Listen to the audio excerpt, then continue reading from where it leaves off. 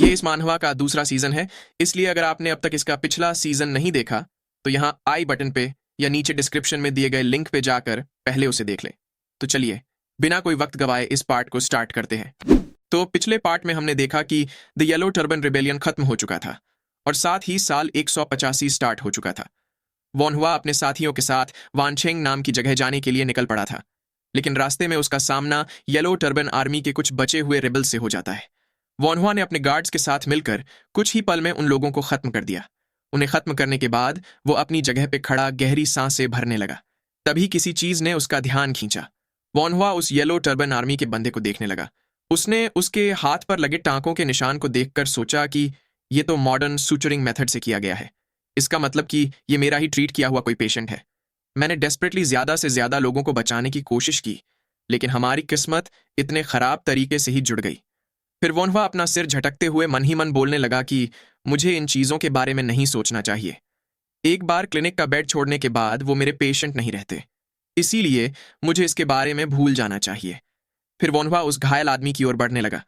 उसने उसके सामने जाकर बैठते हुए कहा कि जरा मुझे अपना घाव देखने दीजिए। इतना बोल वॉनहुआ उस बंदे का घाव चेक करने लगा, लेकिन वो इसकी बॉडी पे भी वैसा ही टांकों का निशान देखकर चौंक गया। उसने सोचा कि ये भी मेरी की हुई सर्जरी का ही निशान है। इसका मतलब कि ये बंदा भी उन येलो टर्बन के लोगों में से है जिनका मैंने यीजी के बेस कैंप पे इलाज किया था। मैंने इन दोनों का ही इलाज किया था, लेकिन एक ने मुझे मारने की कोशिश की और दूसरे ने मुझे बचाने की कोशिश की। फिर उसने उस बंदे से पूछा कि क्या तुम्हारी पहले की चोट अब ठीक है? वो बंदा उसकी बात सुन सरप्राइज्ड होकर सोचने लगा कि तो इसका मतलब वोनहुआ को मैं याद हूं।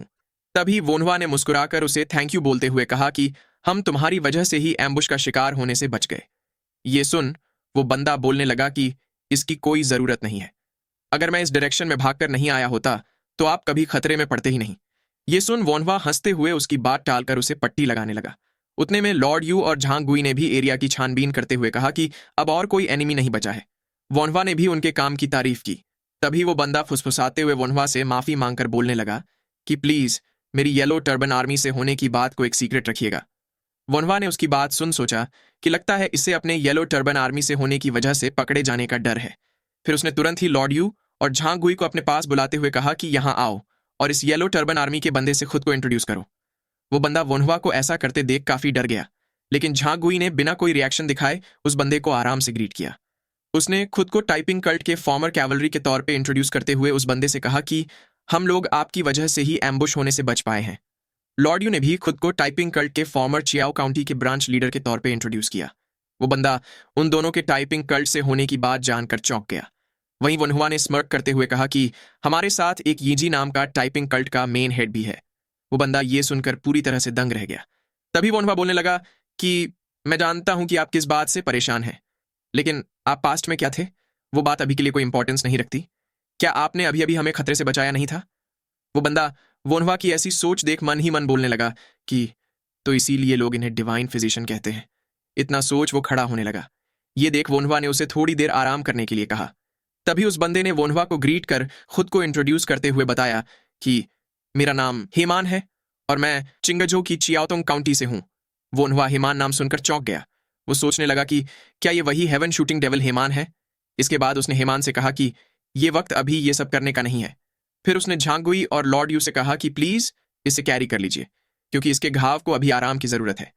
ये सुन हेमान ने कहा कि मैं इतना भी ज्यादा इंजर्ड नहीं हूं। उसकी बात सुन वोनहुआ उसे ईवल स्माइल देते हुए बोलने लगा कि इस तरह का घाव काफी खतरनाक होता है। मैंने ऐसे बहुत से केस देखे हैं जहां ऐसा घाव ब्लड पॉइजनिंग में बदल जाता है जिसका कि इलाज नहीं किया जा सकता। मैं ये सब तुम्हारे भले के लिए ही बोल रहा हूं, इसलिए बिना किसी शिकायत के मेरी बात मान लो। हेमान उसकी ऐसी बातें सुनकर डर के मारे हाँ में जवाब देने लगा। वहीं वोनहुआ ने उसे देख ईवल स्माइल के साथ सोचा कि ये येलो टर्बन आर्मी के कुछ गिने चुने फेमस फिगर्स में से एक है। मुझे इसे सबसे पहले रिक्रूट करने का मौका मिला है। ऐसे ही टाइम बीतता जाता है। साल 185 का वसंत का महीना शुरू हो चुका था। मधुमक्खियां भी इस सीजन के पूरे मजे ले रही थीं। वहीं वोनहुआ और उसके डिसाइपल्स हैरान होकर कुछ देख रहे होते हैं। लॉर्ड यू, झांगुई और हेमान तीनों ही आपस में स्पारिंग कर रहे थे। थोड़ी देर बाद हेमान थकते हुए वापस आने लगा। ये देख वोनहुआ ने पूछा कि क्या तुम्हारा हो गया? वैसे तुम इतना हाफ क्यों रहे हो? हेमान ने कहा कि ये तो बस ऐसे ही। लेकिन क्या आपके गार्ड्स कुछ ज्यादा ही स्ट्रांग नहीं है? इनकी स्ट्रेंथ एक इंसान से भी बियॉन्ड है। ये कैसे पॉसिबल हो सकता है कि मैं अब तक उनसे एक बार भी नहीं जीत पाया? ऐसा भी नहीं है कि ये लोग कोई स्पेशल ट्रेनिंग कर रहे हो। उसकी बातें सुन वोन्हवा ने सोचा कि लगता है इसे ये बात बॉदर कर रही है। तभी हेमान झिझकते हुए बोलने लगा कि अब चूंकि मैंने इनके साथ इतनी सारी ट्रेनिंग की है तो क्या इस बार एरिया को स्काउट करने के लिए मैं जा सकता हूँ? वोन्हवा ने भी मुस्कुराते हुए उसे स्काउटिंग पे जाने की परमिशन दे दी। ये सुन हेमान काफी खुश हो गया। फिर उसने खड़े होते हुए कहा कि मुझे इसके लिए तुरंत ही निकल जाना चाहिए। इतना बोल वो वहां से जाने लगा। वहीं पीछे बैठा वोन्हवा उसे देख सोच रहा था कि लगता है हेमान कुछ ज्यादा ना कर पाने की वजह से खुद को दोष दे रहा है, इसलिए उसे ऐसे कभी कभार बाहर भेजना गलत नहीं होगा। तभी वोन्हवा की बैग का पट्टा टूट गया। वो ये देखकर चौंक गया। उसका सामान बैग टूटने से नीचे बिखर चुका था। सियोन भी ये देखकर परेशान हो गई। वोन्हवा ने उसे कहा कि चिंता की कोई बात नहीं है। फिर वो अपना सामान इकट्ठा करते हुए सोचने लगा कि ये बात कुछ अजीब है। सिर्फ मेरी बैग का पट्टा ही टूटा है, लेकिन फिर भी मुझे इतना बेचैन क्यों फील हो रहा है? इसके बाद सीन पास ही के जंगलों में शिफ्ट होता है। हेमान अपना हथियार लिए जंगल में आगे बढ़ रहा था। वो इस काम के लिए पूरी तरह से डिटर्मिन्ड था। वो मन ही मन सोच रहा था कि मुझे नहीं पता कि लॉर्ड यू और झांगुई इतना आसानी से सस्पिशियस चीजें कैसे ढूंढ लेते हैं, लेकिन अभी मैं भी खुद को प्रूव करके ही रहूंगा। मैं अच्छे से स्काउट करके रिपोर्ट करूंगा। तभी सामने से दो घुड़सवारों को आता देख वो सोचने लगा कि क्या ये कोई जनरल्स है? वो चुपचाप उनके पास से निकलने लगा। उसने उन्हें देख सोचा कि ये लोग रॉयल आर्मी से लगते हैं। इनके पास हथियार भी है। मुझे ये बात रिपोर्ट करनी होगी, लेकिन उससे पहले मुझे नीचे के विलेज से कुछ इन्फॉर्मेशन गैदर कर लेनी चाहिए। तभी उन घुड़सवारों में से एक ने हेमान को आवाज लगाई। वो उसे देख ऊंची आवाज में बोलने लगा कि मैंने तुम्हारा वो हथियार पहले भी कहीं देखा हुआ लगता है। कमीने, क्या तुम येलो टर्बन आर्मी के बचे हुए बंदे हो? हेमान भी उस बंदे का हथियार देखकर चौंक गया। उसे याद आया कि ये तो वही इग्नोरेंट मॉन्स्टर है। फिर वो उसे ना पहचानने का नाटक करते हुए बोलने लगा कि शायद आपको कुछ गलतफहमी हुई है। अगर मैं आपसे लड़ा होता तो मैं अभी जिंदा कैसे घूम रहा होता? मैंने तो आपको पहली बार ही देखा है जनरल। तभी उस बंदे ने चिल्लाते हुए कहा कि अपनी बकवास बंद करो, और फिर बिना कोई मौका दिए हेमान पे हमला कर दिया। लेकिन हेमान ने वक्त रहते उसका अटैक ब्लॉक कर दिया। ये एक काफी पावरफुल अटैक था। ये देख वो बंदा जोर जोर से हंसते हुए बोलने लगा कि तुमने तो मेरा अटैक बड़ी आसानी से ब्लॉक कर दिया, और तुम बोल रहे थे कि मुझे गलतफहमी हुई है। अब मुझे पूरा यकीन हो चुका है। वहीं हेमान परेशान होते हुए सोच रहा था कि ये कमीना पहले की तरह ही स्ट्रांग है। आखिर मेरी किस्मत में भी इससे ही मिलना क्यों लिखा था? तभी उस बंदे ने हंसते हुए कहा कि चलो इस बार प्रॉपरली कंपीट करते हैं। इतना बोल वो तुरंत ही हेमान पे हमला करने के लिए आगे बढ़ पड़ा। हेमान ने भी तुरंत ही उसका हमला ब्लॉक कर दिया। उसने सोचा कि अगर चीजें खराब हुई तो मैं इस कमीने के द्वारा मार दिया जाऊंगा। वहीं वो बंदा अपना हथियार घुमाकर हंसते हुए बोलने लगा कि लगता है तुम किसी सोच में खोए हुए हो, लेकिन अभी सिर्फ बैटल पे फोकस करो। इतना बोल उसने तुरंत ही हेमान की थाई पे हमला कर दिया। अपनी थाई पे लगी चोट देख हेमान सोचने लगा कि मेरा इस फाइट से जिंदा बचना काफी मुश्किल है, लेकिन मैं इतना आसानी से नहीं मरने वाला। इतना सोच उसने तुरंत ही उस बंदे का हमला ब्लॉक करते हुए उस पर काउंटर अटैक कर दिया। वो पूरी तरह से डिटर्मिन्ड था। फिर वो तुरंत ही उस बंदे पे हमला करने के लिए आगे बढ़ने लगा। उसने उस बंदे के शोल्डर पे अटैक कर दिया। ये देख उस बंदे का साथी भी उसे झांग फेई नाम से बुलाने लगा। झांग फेई भी हेमान के हमले से थोड़ा घायल हो चुका था, लेकिन इससे उल्टा उसका जोश और भी ज्यादा बढ़ गया। उसने हंसते हुए पीछे खड़े गुआनयू से कहा कि मैं बिल्कुल ठीक हूं, इसलिए मेरी फाइट में दखल डालने की कोशिश भी मत करना। मुझे अब इसमें और भी ज्यादा मजा आ रहा है। गुआनयू उसे देख सोचने लगा कि लगता है काफी वक्त बाद कोई वर्दी ओपोनेंट मिलने की वजह से झांग फेई की कंपेटिटिव स्पिरिट जाग चुकी है। पहली नजर में तो ऐसा लगता है कि ओपोनेंट हार रहा है, लेकिन उसके पास भी काफी शार्प स्किल्स है। झांग फेई को केयरफुल रहना होगा। तभी पीछे से एक स्पीयर तेजी से उड़ता हुआ उसकी ओर आने लगा। गुआनयू को भी इस चीज का एहसास हो चुका था। उसने तुरंत ही उस स्पीयर को अपने हाथों से पकड़ लिया। झांग फेई और हेमान भी इस अचानक हुए हमले से चौंक गए। वहीं गुआनयू उस स्पीयर को देख मन ही मन सोच रहा था कि इस स्पीयर का निशाना झांग फेई तो बिल्कुल भी नहीं था, और ऊपर से ये स्पीयर पे लिपटी एनर्जी आखिर क्या चीज है? तभी वोन्हवा ने चिल्लाते हुए उन्हें रुकने को बोला। उसने ऊंची आवाज में उनसे पूछा कि मेरे चीफ गार्ड पे हमला करने वाले आखिर तुम होते कौन हो? किसी अनजान शख्स को आया देख थोड़ी देर के लिए तो वहां शांति छा गई। फिर गुआनयू ने अपने हाथों से ही वोन्हवा का स्पीयर तोड़ते हुए कहा कि मैं हेदोंग प्रीफेक्चर की शिए काउंटी से गुआनयू हूं, लेकिन आखिर तुम कौन हो? उसकी बात सुन वोन्हवा हल्के से मुस्कुराते हुए सोचने लगा कि जैसा मैंने सोचा था वैसे ही ये गुआनयू है। इसका मतलब कि वो बियर्ड वाला बंदा पक्का झांग फेई ही होगा। गुआनयू और झांग फेई, मुझे नहीं पता कि यहाँ क्या हुआ है, लेकिन लगता है कि ये लोग इस मामले को इतना आसानी से नहीं छोड़ने वाले। इतना सोच उसने तुरंत ही अपना प्लैक दिखाते हुए कहा कि हिस मजेस्टी द इंपीरियर के ऑर्डर से मैं अटेंडिंग इंपीरियल सेंसोरेट वोन्हवा इस एरिया को इंस्पेक्ट कर रहा हूं। उसकी बात सुनकर गुआन यू और झांग फेई दोनों ही चौंक गए। वो तुरंत ही अपने घोड़े पे से नीचे उतर आए। फिर गुआन यू ने वोनवा को पोलाइटली ग्रीट किया। तभी वोनवा ने सीरियस एक्सप्रेशन के साथ पूछा कि तुमने अभी भी मेरे सवाल का जवाब नहीं दिया। तुम लोग मेरे चीफ गार्ड पे हमला क्यों कर रहे थे? उसका सवाल सुन झांग फेई फ्रस्ट्रेट होकर हेमान को देखने लगा। तभी गुआन यू ने वोनवा को बताया कि हम जुओ काउंटी के मेडिकल सोल्जर्स के तौर पे येलो टर्बन आर्मी के बचे हुए लोगों का पीछा कर रहे थे। ये सुन वोनवा ने सीरियस एक्सप्रेशन के साथ पूछा कि क्या इसका मतलब तुम्हें यह लगता है कि मेरा chief guard yellow turban army का बंदा है? झांग फेई ने तुरंत ही झिंझकते हुए कहा कि नहीं नहीं, बात ऐसी नहीं है। लेकिन ये बंदा मैंने जिस येलो टर्बन आर्मी से लड़ाई की थी वैसा ही हथियार पकड़े हुए था, इसीलिए। और ऊपर से ये इतना स्ट्रांग है कि मैं कंफ्यूज हो गया। वोनहुआ भी झांग फेई को ऐसे एक्ट करता देख मन ही मन हंसते हुए सोचने लगा कि इतनी बड़ी बॉडी के साथ इसका ऐसा एक्ट करना बहुत ही क्यूट है। फिर उसने सोचा कि हेमान वाकई में एक येलो टर्बन आर्मी का बंदा है, लेकिन मैं ये बात इन्हें नहीं बता सकता। इतना सोच उसने उन्हें बताया कि ये बंदा मेरा चीफ गार्ड है। ये सुन गुआनयू और झांग फेई भी काफी परेशान हो गए। तभी पीछे से हेमान ने आगे आते हुए कहा कि इसमें इनकी भी गलती नहीं है। मैं इस एरिया को स्काउट कर रहा था और हमारे बीच कुछ मिसअंडरस्टैंडिंग हो गई। तभी वोनवा की नजर हेमान के खून निकल रहे घाव पर गई। वो तुरंत ही उसके पास जाकर घाव को चेक करने लगा। उसने घाव देख सोचा कि ये तो काफी गहरी चोट है, इसके मसल्स भी काफी डैमेज हो चुके हैं। क्या इसका लिगामेंट भी कट चुका होगा? इतना सोच उसने हेमान से कहा कि आप मेरा घोड़ा लेकर मेन बेस पे पहुंचो।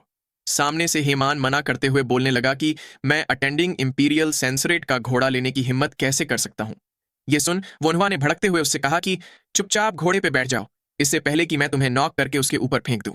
हेमान भी डरते हुए उसकी बात मानकर घोड़े पे बैठकर जाने लगा। उसके जाने के बाद वोनवा ने अपने पीछे खड़े गुआन यू और झांग फेई को देखा। उसने उन्हें कहा कि तुम लोग मुझे फॉलो करो। झांग फेई पूछने लगा कि क्या आप हमारी बात कर रहे हैं? वोनवा ने सीरियस एक्सप्रेशन के साथ कहा कि बिना किसी आनाकानी के मेरे पीछे आओ। इतना बोल वो आगे बढ़ पड़ा। गुआन यू और झांग फेई भी चुपचाप उसे फॉलो करने लगे। ऐसे ही शाम हो जाती है। वापस अपने कैंप पहुंचकर वोनवा ने ओबो से बेड तैयार करने को कहा। साथ ही उसने बियोन से ब्रेजियर और सियोन से बैंडेज और लिकर तैयार करने को कहा। वहीं पीछे बैठा झांग फेई फुसफुसाते हुए गुआन यू से पूछने लगा कि क्या हुआ, तो वो वाकई में अटेंडिंग इंपीरियल सेंसरेट है? क्या ये हमें बेवकूफ तो नहीं बना रहा ना? गुआन यू ने वोनवा को देखते हुए कहा कि मैं भी इस बात से सरप्राइज्ड हूं कि हुआ तो वो अटेंडिंग इंपीरियल सेंसरेट है, लेकिन जो चीज मुझे और भी ज्यादा हैरान कर रही है वो है उसकी इतनी इनक्रेडिबल एनर्जी। तभी झांग फेई ने पूछा कि अटेंडिंग इंपीरियल सेंसरेट ने हमें यहां क्यों बुलाया होगा? गुआन यू ने कहा कि तुमने उसके चीफ गार्ड को हर्ट किया है, इसलिए ये ऑब्वियस है कि तुम्हें अपनी गलतियों की अकाउंटेबिलिटी लेनी होगी। तभी झांग फेई अपने शोल्डर में हो रहे दर्द से इरिटेट होकर बोलने लगा कि चोट सिर्फ उसे ही नहीं लगी। इतना बोल वो अपने घाव को देखने लगा। उसने मन ही मन सोचा कि ये वाकई में बुरा हुआ। मुझे लगता है कि ये कोई हल्की चोट नहीं है। तभी वोनवा ने उसके पास आते हुए पूछा कि तुम वहां क्या कर रहे हो? टेंट के अंदर आओ, क्योंकि तुम्हें भी इलाज की जरूरत है। ये सुन झांग फेई चौंक गया। उसने हैरान होकर पूछा कि क्या आप मेरा इलाज करने की बात कर रहे हैं? गुआन यू भी हैरान होकर सोच रहा था कि क्या ये हमें यहां झांग फेई का इलाज करने के लिए लाया है। वहीं वोनवा ने झांग फेई को टेंट के अंदर बुलाते हुए कहा कि हेमान की सर्जरी हो जाए, उसके बाद तुम्हारा ही नंबर है। झांग फेई भी उसकी बात मान गया। तभी वोनवा बोलने लगा कि तुम सिर्फ अपने बाएं हाथ से तो चांगबान फैक्शन से लड़ाई नहीं कर पाओगे। झांग फेई को उसकी बात समझ नहीं आती। थोड़ी देर बाद वोनवा हेमान की सर्जरी कर रहा होता है। वहीं ओबो उसे देख पूरी तरह से हैरान हो चुका था। वो वोनवा को देख सोचने लगा कि यह सर्जरी काफी अब्सर्ड है। मुझे तो लगा था कि मैं मास्टर की टेक्निक थोड़ी बहुत भी फॉलो कर ही लूंगा, लेकिन मेरा ऐसा सोचना बेवकूफी भरा था। आखिर इतनी छोटी ब्लड वेसल्स को कनेक्ट करना कैसे पॉसिबल हो सकता है? वहीं वनहवा सर्जरी करते हुए सोच रहा था कि यह घाव मैंने जितना सोचा था उससे भी ज्यादा गहरा है।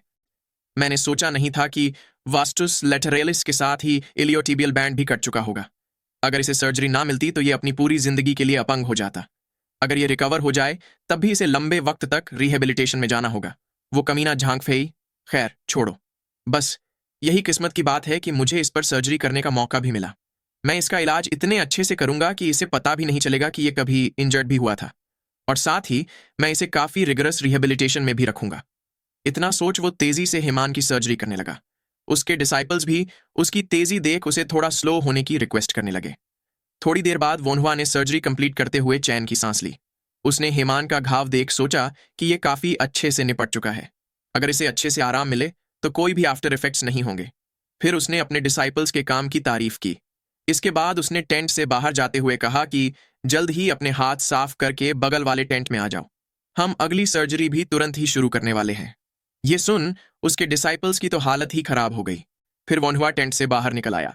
वो झांग फेई के पास जाकर बोलने लगा कि चलो अब देखते हैं कि हमारे इस रेकलेस दोस्त को कितनी चोट लगी है। इतना बोल उसने अपना एक्सरे विजन ओपन कर दिया।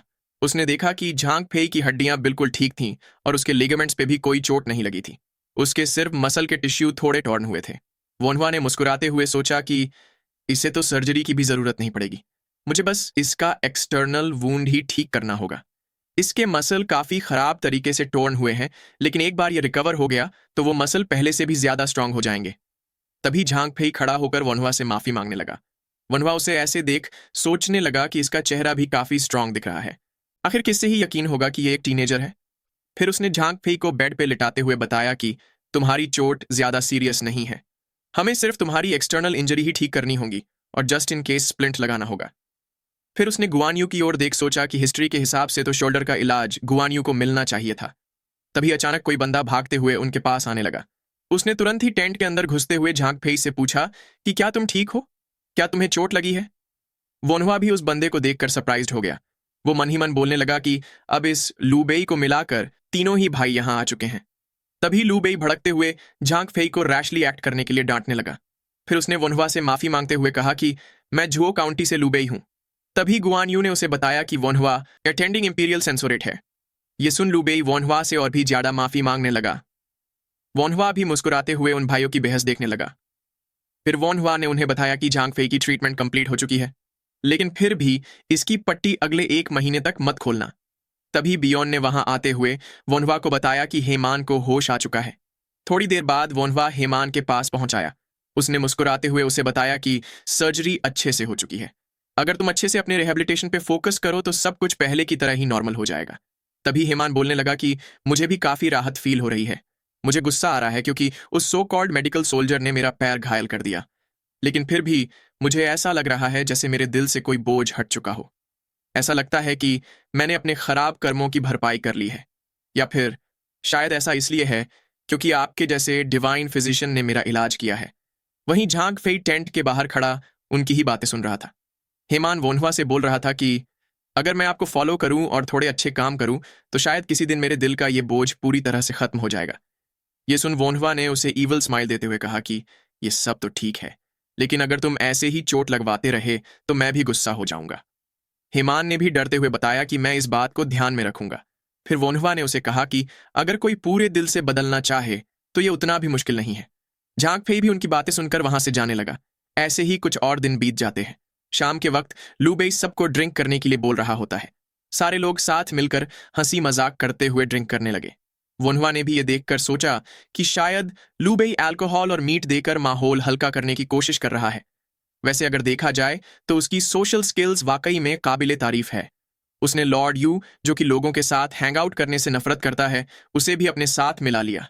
इसे देखकर मुझे झांग लियांग की याद आ रही है। क्या वो ब्रैड ठीक तो होगा ना। तभी अचानक कोई उठकर वहां से जाने लगा। ये झांग फेई होता है। वो टेंट से बाहर निकल आया। फिर उसने हेमान के पास जाकर बैठते हुए पूछा कि तुम यहां बाहर बैठकर इतना मिजरेबल क्यों एक्ट कर रहे हो। हेमान ने बिना किसी एक्सप्रेशन के कहा कि मुझे शोर शराबा पसंद नहीं है। तभी झांग फेई बोलने लगा कि जिस हिसाब से तुम आसमान को देख रहे थे, मुझे तो लगा कि तुम हेवनली सीक्रेट्स पढ़ने वाले टाइपिंग कल्ट के मेंबर हो। ये सुन हेमान चौंक गया। फिर झांग फेई ने उस पर ऐसे अचानक से हमला करने के लिए माफी मांगी। उसने आगे कहा कि मैं बातें करने में ज्यादा अच्छा नहीं हूं, लेकिन मैं समझता हूं कि लोग बदल सकते हैं। मुझे उम्मीद है कि तुम आगे से कोई बुरा काम नहीं करोगे। हेमान ने पूछा कि लेकिन तुम्हें यह पता कैसे चला। झांग फेई ने झिझकते हुए कहा कि यह बात अभी मेरे भाई गुआनयू को नहीं पता, इसलिए इसे ऐसे ही रहने देना। फिर उसने आगे हेमान से कहा कि ज्यादातर येलो टर्बन आर्मी के मेंबर्स तो किसान ही होते हैं। ये सुन हेमान ने बताया कि मैं एक ऑफिशियल हुआ करता था। झांग फेई ने कहा कि लगता है तुम्हारे पास रिश्वत देने के पैसे नहीं होंगे। फिर उसने अपने पास से एक अल्कोहल की बोतल निकाल दी। उसने हेमान को बोतल दिखाते हुए पूछा कि क्या तुम इसे पीना चाहोगे। हेमान ने भी मुस्कुराते हुए उसे हाँ में जवाब दिया। तभी अचानक किसी ने उन्हें पीछे से पकड़ लिया। वो दोनों भी उसे यहां देखकर चौंक गए। वोन्हुआ गुस्सा होते हुए उनसे पूछने लगा कि चोट लगने के बाद भी तुम्हारी अल्कोहल ड्रिंक करने की हिम्मत कैसे हुई। वो दोनों भी वोन्हुआ को यहां देखकर डर के मारे माफी मांगने लगे। ऐसे ही 1 महीना और बीत जाता है। टेबल पे बैठकर चाय पीते हुए लूबेई बोल रहा था कि अटेंडिंग इंपीरियल सेंसरेट कोई आम इंसान नहीं है। झांग फेई ने भी अपना हाथ हिलाते हुए कहा कि देखो, ये एकदम ठीक हो चुका है। ये सुन लू बेई ने कहा कि मैं उसके मेडिकल आर्ट्स की बात नहीं कर रहा। उस बंदे ने लोगों का दिल जीत रखा है। वो ऐसा बंदा है जो बिना आगे आए भी लोगों को अट्रैक्ट करने की पावर रखता है। उसे ऑलरेडी हुआतुओं के साथ ही गॉड फिजिशियन भी कहा जाता है। मैं सोच भी नहीं सकता कि वक्त के साथ वो कितना ग्रेट इंसान बन जाएगा। हम शायद कोई गवर्नमेंट पोजीशन तो नहीं पा सकते, लेकिन क्या हमने ग्रेट कॉज को परस्यू करने का डिसीजन नहीं लिया था? मुझे लगता है कि दुनिया अभी और भी गहरे केओस में गिरने वाली है, और ऐसे में लोग किसी स्ट्रांग पर्सन को फॉलो करना चाहेंगे। लेकिन हुआतुओं ने पहले से ही लोगों का दिल जीत रखा है, और मैं इस बात से चिंतित हूं। ये सुन झांग फेई पूछने लगा कि इसमें चिंता करने की क्या बात है? वो तो सिर्फ एक अच्छा फिजिशियन ही है ना? गुआन यू ने भी उसकी बात से अग्री किया। उसने आगे पूछा कि क्या तुम्हें लगता है कि येलो टर्बन आर्मी आसानी से सप्रेस हो जाती अगर हुआतुओं ने उन्हें सपोर्ट किया होता? अगर इंपीरियल फैमिली को चैलेंज करने की चाह रखने वाले लोगों ने हुआतुओं को रिक्रूट कर लिया होता, तो येलो टर्बन आर्मी का सामना करना और भी मुश्किल होता। आगे लू बेई ने कहा कि मुझे नहीं लगता कि हुआतुओ कभी इंपीरियल फैमिली के अगेंस्ट जाएगा, लेकिन ऐसे बंदे जरूर होंगे जो उसका फायदा उठाना चाहते हो। मुझे उसी बात की चिंता है। मुझे उम्मीद है कि ऐसा कुछ ना हो। तभी झांग फेई बोलने लगा कि यह तो बहुत ही आसान है। आपको बस एक हाई रैंकिंग ऑफिशियल बनना है और इस कंट्री को एकदम पीसफुल बनाना है। इससे आप फिजिशियन वोनहुआ को और इस दुनिया के लोगों को सबको ही बचा पाएंगे। उसकी बात सुन लुबेई ने हंसते हुए कहा कि मैं तो बेमतलब की चिंता कर रहा था। मुझे भी कम से कम एक परमानेंट पोजीशन तो ले ही लेनी चाहिए। वहीं बाहर खड़ा वोनहुआ उनकी ही बातें सुन रहा था। वो मन ही मन बोलने लगा कि शायद ये लोग ऐसा सोच रहे हैं कि अगर चीजें केओटिक हो जाएं तो उन्हें कम से कम इंपीरियल महल को तो बचाना ही चाहिए। लेकिन असली केओस भरे दिनों की तो अभी शुरुआत भी नहीं हुई। लू बेई जल्द ही खुद को एक केओटिक वॉर के बीच में खड़ा हुआ पाएगा, और वो भी इस दुनिया के 3 में से एक पिलर के तौर पे। लू बेई एक ऐसा बंदा जो टैलेंटेड लोगों को इकट्ठा करना चाहता है। वहीं काओ काओ एक ऐसा बंदा है जो अग्रेसिवली अपने टैलेंटेड लोगों का नेटवर्क बढ़ा रहा है। क्या चीजें और भी मेसी हो जाएगी अगर मैं भी इसमें इन्वॉल्व हो गया? इसका पता तो मैं भी नहीं लगा सकता। अगर चीजें ज्यादा खराब हो गई तो मैं गोगुरियो भाग जाऊंगा। इसके बाद हमें लोयांग सिटी का सीन दिखाया जाता है। यह होता है काओ फैमिली का रेजिडेंस। किसी ने एक कागज बढ़ाते हुए उसे पढ़ने को कहा। ये काओ काओ के ग्रैंडफादर यूनक काओ तेंग होते हैं। सामने से काओ काओ के फादर जुगाओ ने लेटर खोलते हुए पूछा कि ये क्या है?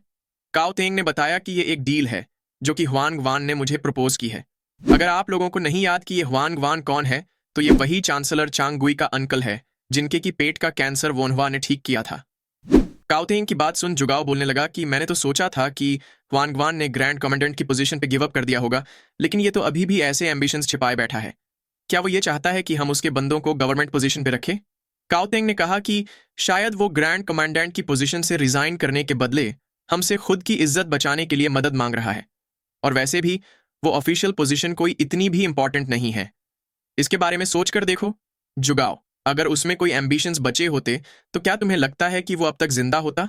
ऐसी ऑफिशियल पोजीशन चूज करो जिसकी हमें जरूरत ना हो, और उसका आधा हिस्सा उसे दे दो ताकि वो भी अपनी इज्जत बचा पाए। जुगाओ ने भी उसकी बात से अग्री कर लिया। फिर जुगाओ ने काओ काओ को अपने पास बुलाया। उसने उसे वो लेटर दिखाते हुए कहा कि ग्रैंड कमांडेंट की पोजीशन वैसे भी तीनों मिनिस्ट्रीज में सबसे लो होती है, इसीलिए ऐसी ऑफिशियल पोजीशन चूज करो जो कि तुम्हारे लिए यूजलेस हो, ना कि मेरे लिए। वहीं काओ तेंग मन ही मन बोलने लगा कि मैं सोच ही रहा था कि इन्होंने एक आम सी ग्रैंड कमांडेंट की पोजीशन के लिए 100 मिलियन कॉइन्स क्यों खर्च किए। क्या ये सब इसलिए किया गया था ताकि काओ काओ स्टेप बाय स्टेप ग्रो करके हमारी काओ फैमिली को प्रेस्टीजियस फैमिलीज में शामिल कर सके? वहीं काओ काओ ने भी अपने फादर के हाथ से वो लेटर ले लिया, लेकिन तभी लेटर में कुछ पढ़कर वो हैरान हो गया। उस लेटर में वोनवा की अटेंडिंग इंपीरियल सेंसोरेट की पोजीशन भी शामिल थी। ये देख जुगाओ ने पूछा कि क्या तुम इसे जानते हो? काओ काओ ने उसे हाँ में जवाब देते हुए बताया कि ये मेरा स्वॉर्न ब्रदर है। काओ तेंग भी ये सुन पूछने लगा कि क्या इसका मतलब जिस फिजिशियन ने हुआंग वान के पेट का इलाज किया था वो तुम्हारा स्वॉर्न ब्रदर है? ये तो वाकई में काफी इंटरेस्टिंग है। फिर हमें 1 महीने बाद लुयांग सिटी में ही हुआंग फैमिली का रेजिडेंस दिखाया जाता है। वनहुआ चौंकते हुए पूछने लगा कि क्या इसका मतलब ये है कि अब मैं असिस्टेंट इंपीरियल सेंसरेट बन चुका हूं? ग्रैंड कमांडेंट, ये तो बहुत ही absurd है। ये सुन हुआंग ने उसे बताया कि ये बात पहले ही डिसाइड हो चुकी है, इसलिए इसे आराम से एक्सेप्ट कर लो। सामने से वनहुआ बोलने लगा कि लेकिन मैं एक हाई रैंकिंग ऑफिशियल बनकर इंपीरियल महल से बंधना नहीं चाहता। हुआंग ने उसे समझाते हुए बताया कि महल से बंधने का काम पैलेस असिस्टेंट इंपीरियल सेक्रेटरी का होता है, ना कि असिस्टेंट इंपीरियल सेंसरेट का। वनहुआ भी ये सुन झेपते हुए बोलने लगा कि लेकिन मैंने तो अब तक अटेंडिंग इंपीरियल सेंसरेट का काम भी ठीक से नहीं किया। हुआंग ने कहा कि हाँ, मैंने भी पहली बार ऐसा कोई अटेंडिंग इंपीरियल सेंसरेट देखा है जिसने कोई रिपोर्ट ही नहीं बनाई। वैसे काओ सोंग यानी कि जुगाओ ने भी ग्रैंड कमांडेंट की पोजीशन खरीद ली है। ये सुन वोनहुआ हैरान होकर सोचने लगा कि तो इसका मतलब उस बंदे ने फाइनली 100 मिलियन उड़ाई दिए। हुआंग ने आगे कहा कि लेकिन असली प्रॉब्लम है वो काओ तेंग। उसके पास अब ज्यादा वक्त नहीं बचा, इसलिए वो पक्का कोई स्कीम बना रहा होगा ताकि काओ फैमिली का नाम आगे भी लंबे वक्त तक याद रखा जाए। इसका मतलब है कि वो नहीं चाहता कि फ्यूचर में उसकी फैमिली को एक अपस्टार्ट या यूनक फैमिली के तौर पे बुलाया जाए। युआन फैमिली एक प्रेस्टिजियस फैमिली है जिसने 4 जनरेशंस में 3 हाई रैंकिंग ऑफिशियल्स प्रोड्यूस किए हैं। वोनहुआ ने भी मन ही मन सोचा कि ये बात तो सही बोल रहे हैं। तभी ह्वांग ने उसकी ओर इशारा करते हुए कहा कि मैंने इसके लिए काफी सारा ट्रबल झेला है, क्योंकि अगर कुछ भी गलत होता तो तुम्हारी जान पे बना सकती थी। सारे जनरल्स जिन्होंने वॉर में पार्टिसिपेट किया था वो तुम्हारी ही बात कर रहे थे कि तुम कैसे एक डिवाइन फिजिशियन हो। ऐसा कोई भी नहीं है जिसे तुम्हारा नाम ना पता हो। क्या तुम्हें पता भी है कि यूनिक्स की नजर में आने का मतलब क्या होता है? इसका मतलब है कि उन्हें एक ऐसा बंदा मिल चुका है जिससे वो लोग पैसे एक्सटॉर्ट कर सके। एक ऐसी दुनिया जिसमें गवर्नमेंट पोजीशंस भी बेची जाती हों, उसमें एक फिजिशियन को बेचना किसी बच्चे का हाथ मरोड़ने बराबर है। लेकिन जैसा तुम्हारा टेम्पर है, मुझे नहीं लगता कि तुम उन्हें एक फूटी कोड़ी भी दोगे। ये ऑब्वियस है कि वो लोग तुमसे नफरत करेंगे और तुम कुछ समझ पाओ उससे पहले ही खुद को स्ट्रीट्स में पाओगे। तुम्हारा भाई भी बिना रिश्वत दिए ही एक गवर्नर बन चुका है, इसलिए वो लोग तुम्हें एक्सपेल करने की पूरी कोशिश करेंगे। काओ सोंग के पीछे काओ तेंग का हाथ है। तुम्हें रिकमेंड करने के पीछे भी उनका जरूर कोई मकसद होगा। इसलिए मैंने अपने मन से ग्रैंड कमांडेंट की पोजीशन से हटने के बदले उनसे रिक्वेस्ट करी कि वो तुम्हें असिस्टेंट इंपीरियल सेंसरेट की पोजीशन पे अपॉइंट करे। काओ सोंग का तुम्हें रिकमेंड करना खुद काओ थेंग के तुम्हें रिकमेंड करने के बराबर ही है, इसलिए बाकी के यूनक तुम्हें परेशान करने की कोशिश नहीं करेंगे। असिस्टेंट इंपीरियल सेंसरेट को ना तो इंपीरियल महल जाने की जरूरत होती है और वो कोई ऐसी पोजीशन भी नहीं है जिसे ओवरलुक किया जा सके। ये सुन वोनहुआ उसे थैंक यू बोलने लगा। तभी ह्वांग ने उसे हुआतुओ नाम से बुलाते हुए आवाज लगाई। उसने मुस्कुराते हुए उससे कहा कि अपनी पूरी कोशिश करना और ज्यादा से ज्यादा लोगों को बचाना। फिर वो आगे वोनहुआ से पूछने लगा कि वैसे क्या तुम सही में एक यूनुक हो, क्योंकि इतनी उम्र होने के बाद भी तुमने अब तक शादी नहीं की है। ये सुन वोनहुआ भी चिढ़ते हुए बोलने लगा कि मैं एकदम हेल्थी हूं। ये सुन हुआंग ने पूछा कि तो क्या मैं अपनी यंगेस्ट पोती से तुम्हारी बात चलवा दूं? वोनहुआ चिढ़कर उसे मना करने लगा। इसके बाद सीन फिर से काओ फैमिली रेजिडेंस पे शिफ्ट होता है। काओ तेंग काओ काओ से पूछ रहा था कि क्या असिस्टेंट इंपीरियल सेंसोरेट की पोजीशन सफिशिएंट होंगी। काओ काओ ने उसे हाँ में जवाब दिया। उसने आगे कहा कि अगर वोनहुआ को इससे ऊपर की पोजीशन दी गई तो वो ये सब छोड़कर भाग जाएगा, इसलिए असिस्टेंट इंपीरियल सेंसोरेट की पोजीशन जिसमें कुछ प्रिविलेजेस मिलते हैं वही उसके लिए अच्छी रहेगी। ये सुन काओ तेंग बोलने लगा कि जितना मैं इस वोनहुआ के बारे में सुनता हूं उतना ही वो ज्यादा संत टाइप का बंदा लगता है। तो क्या वो तुम्हें अपने साथ रखने के लिए वर्दी बंदा लगता है? काओ काओ ने जवाब देते हुए बताया कि वो भी मुझसे उतना ही फॉन्ड है जितना मैं उससे। मेरे हिसाब से वो मेरे सर्कल में अच्छे से फिट होता है। काओ तेंग ने उसकी बात सुन कहा कि तुम हमेशा टैलेंटेड लोगों के लिए भूखे होते हो, इसलिए मुझे इस बंदे से भी काफी उम्मीद है। लेकिन अगर वो एक अच्छा फिट नहीं निकला तो हम उसे आराम से निपटा भी सकते हैं। काओ काओ ने सीरियस एक्सप्रेशन के साथ कहा कि मैं ये बात ध्यान में रखूंगा। फिर काओ तेंग उसे डिनर एंजॉय करने का बोलकर वहां से जाने लगा। ये देख काओ काओ ने पूछा कि क्या आप कहीं जा रहे हैं? काओ तेंग ने बताया कि मुझे किसी जगह पे विजिट करना है। इतना बोल वो वहां से निकल गया। उसके जाने के बाद काओ काओ भी आराम से बैठते हुए चैन की सांस लेने लगा। वो मन ही मन बोलने लगा कि मुझे इनके इतने ओवरवेलमिंग प्रेशर की कभी भी आदत नहीं हो सकती, लेकिन ये एक राहत की बात है कि अब कोई भी वोनहुआ को परेशान नहीं करेगा। जिन लोगों को ग्रैंड कमांडेंट ह्वांग ने सजेस्ट किया है उन्हें अभी के लिए तो गवर्नमेंट पोजीशन मिल जाएगी, लेकिन अगर वो मेरे फादर के अंडर काम करने से मना करेंगे तो शायद उन्हें अपनी जान से हाथ धोना होगा। और मुझे नहीं लगता कि वोनहुआ इतनी आसानी से मेरे फादर के अंडर काम करेगा। मुझे माफ करना वोनहुआ, लेकिन मैं तुम्हारे लिए इतना ही कर सकता हूं। मुझे उम्मीद है कि तुम्हें इस फिल्थी वॉर में ना खींचा जाए। फिर सीन शिफ्ट होता है और हमें ह्वांग फैमिली रेजिडेंस दिखाया जाता है। वोनहुआ आराम से रेजिडेंस के बैकयार्ड में बैठा होता है। वो खुश होते हुए सोच रहा था कि मुझे ऐसे आराम किए हुए काफी लंबा वक्त हो चुका है। तभी वहां पर कोई आ पहुंचा। उसने वोनहुआ से पूछा कि क्या तुम ही वो हो जिसने ग्रैंड कमांडेंट के पेट का इलाज किया था? ये बंदा काओ काओ का ग्रैंडफादर काओ तेंग होता है। वोनहुआ उसे देख सोचने लगा कि जिस हिसाब से ये बंदा हुआन गवान का नाम ले रहा है ये जरूर कोई हाई रैंकिंग ऑफिशियल होगा, और उसके पीछे खड़ा गार्ड भी काफी स्ट्रांग लग रहा है। इतना सोच उसने काओ तेंग को ग्रीट करते हुए कहा कि हाँ, मैं ही वो बंदा हूं जिसने ग्रैंड कमांडेंट का इलाज किया था। ये सुन काओ तेंग बोलने लगा कि तुम तो काफी यंग दिख रहे हो, लेकिन मैं तुम्हारी बात मान लेता हूँ क्योंकि तुमने ग्रैंड कमांडेंट का नाम लिया है। वैसे मैं यहाँ इसलिए आया हूँ क्योंकि मैंने सुना था कि तुम्हारी मेडिकल स्किल्स काफी एक्स्ट्रॉर्डिनरी हैं। वोनहुआ भी ये जानकर सरप्राइज्ड हो गया कि ये बंदा एक पेशेंट है। उसने काओ तेंग को अपने पीछे रेजिडेंस के अंदर आने के लिए कहा। क्लिनिक में पहुंचकर उसने काओ तेंग से बेड पे लेट जाने को कहा ताकि वो उसका इलाज कर सके। फिर उसने कहा कि मैं सबसे पहले आपकी पल्स चेक करना चाहूंगा। काओ तेंग की पल्स चेक करते हुए उसने सोचा कि इसकी यांग एनर्जी काफी वीक है और यिंग एनर्जी काफी स्ट्रांग है। ये चीज इसकी उम्र के हिसाब से थोड़ी अनयूजुअल है और ये भी अजीब है कि इसकी किडनी और ब्लैडर की मेरिडियन इतनी लो है। एक ओवरवेट बूढ़ा व्यक्ति जिसकी पल्स ऐसा इंडिकेट कर रही हो कि उसकी किडनी या ब्लैडर में डैमेज है। इतना सोच वोनहुआ ने अपना एक्सरे विजन ओपन कर दिया। उसने देखा कि काओ तेंग को यूरिटीरल स्टोन्स हुए थे। ये देख उसने चैन की सांस लेते हुए सोचा कि ये खराब है, लेकिन उससे भी बड़ा इश्यू ये है कि ये कोई क्रिटिकल बीमारी नहीं है। वोनहुआ को पास्ट का सीन याद आने लगा जब वो ऐसी ही बीमारी से जूझ रहे पेशेंट को देख अपने प्रोफेसर से बोल रहा था कि अगर ऐसा ही चलता रहा तो ये मर जाएगा। ये सुन उसके प्रोफेसर ने बताया कि यूरिनरी स्टोन्स होने की यही सबसे खतरनाक बात है कि उन्हें मौत जैसा दर्द होगा लेकिन वो मरेंगे नहीं।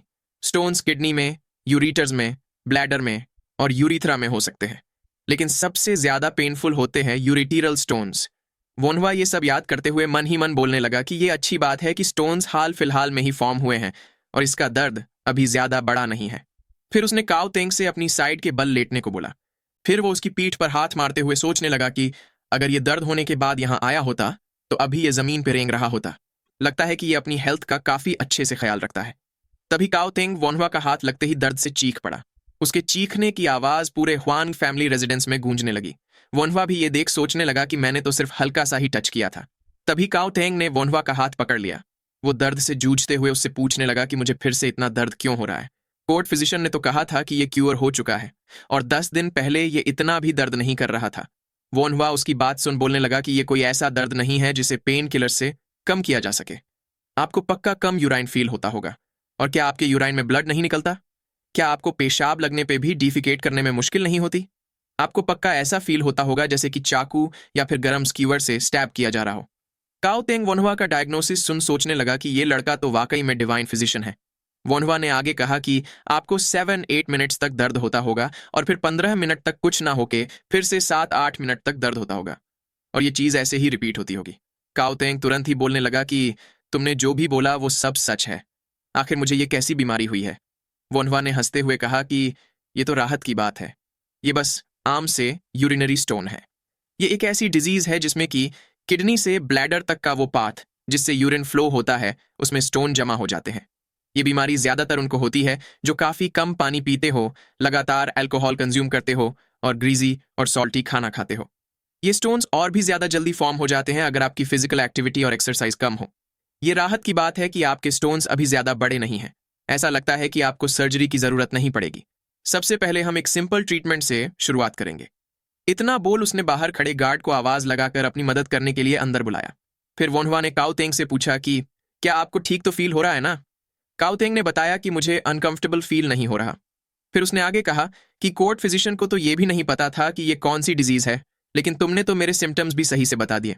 अब मुझे समझ आया कि लोग तुम्हें हुआतुओं क्यों बुलाते हैं।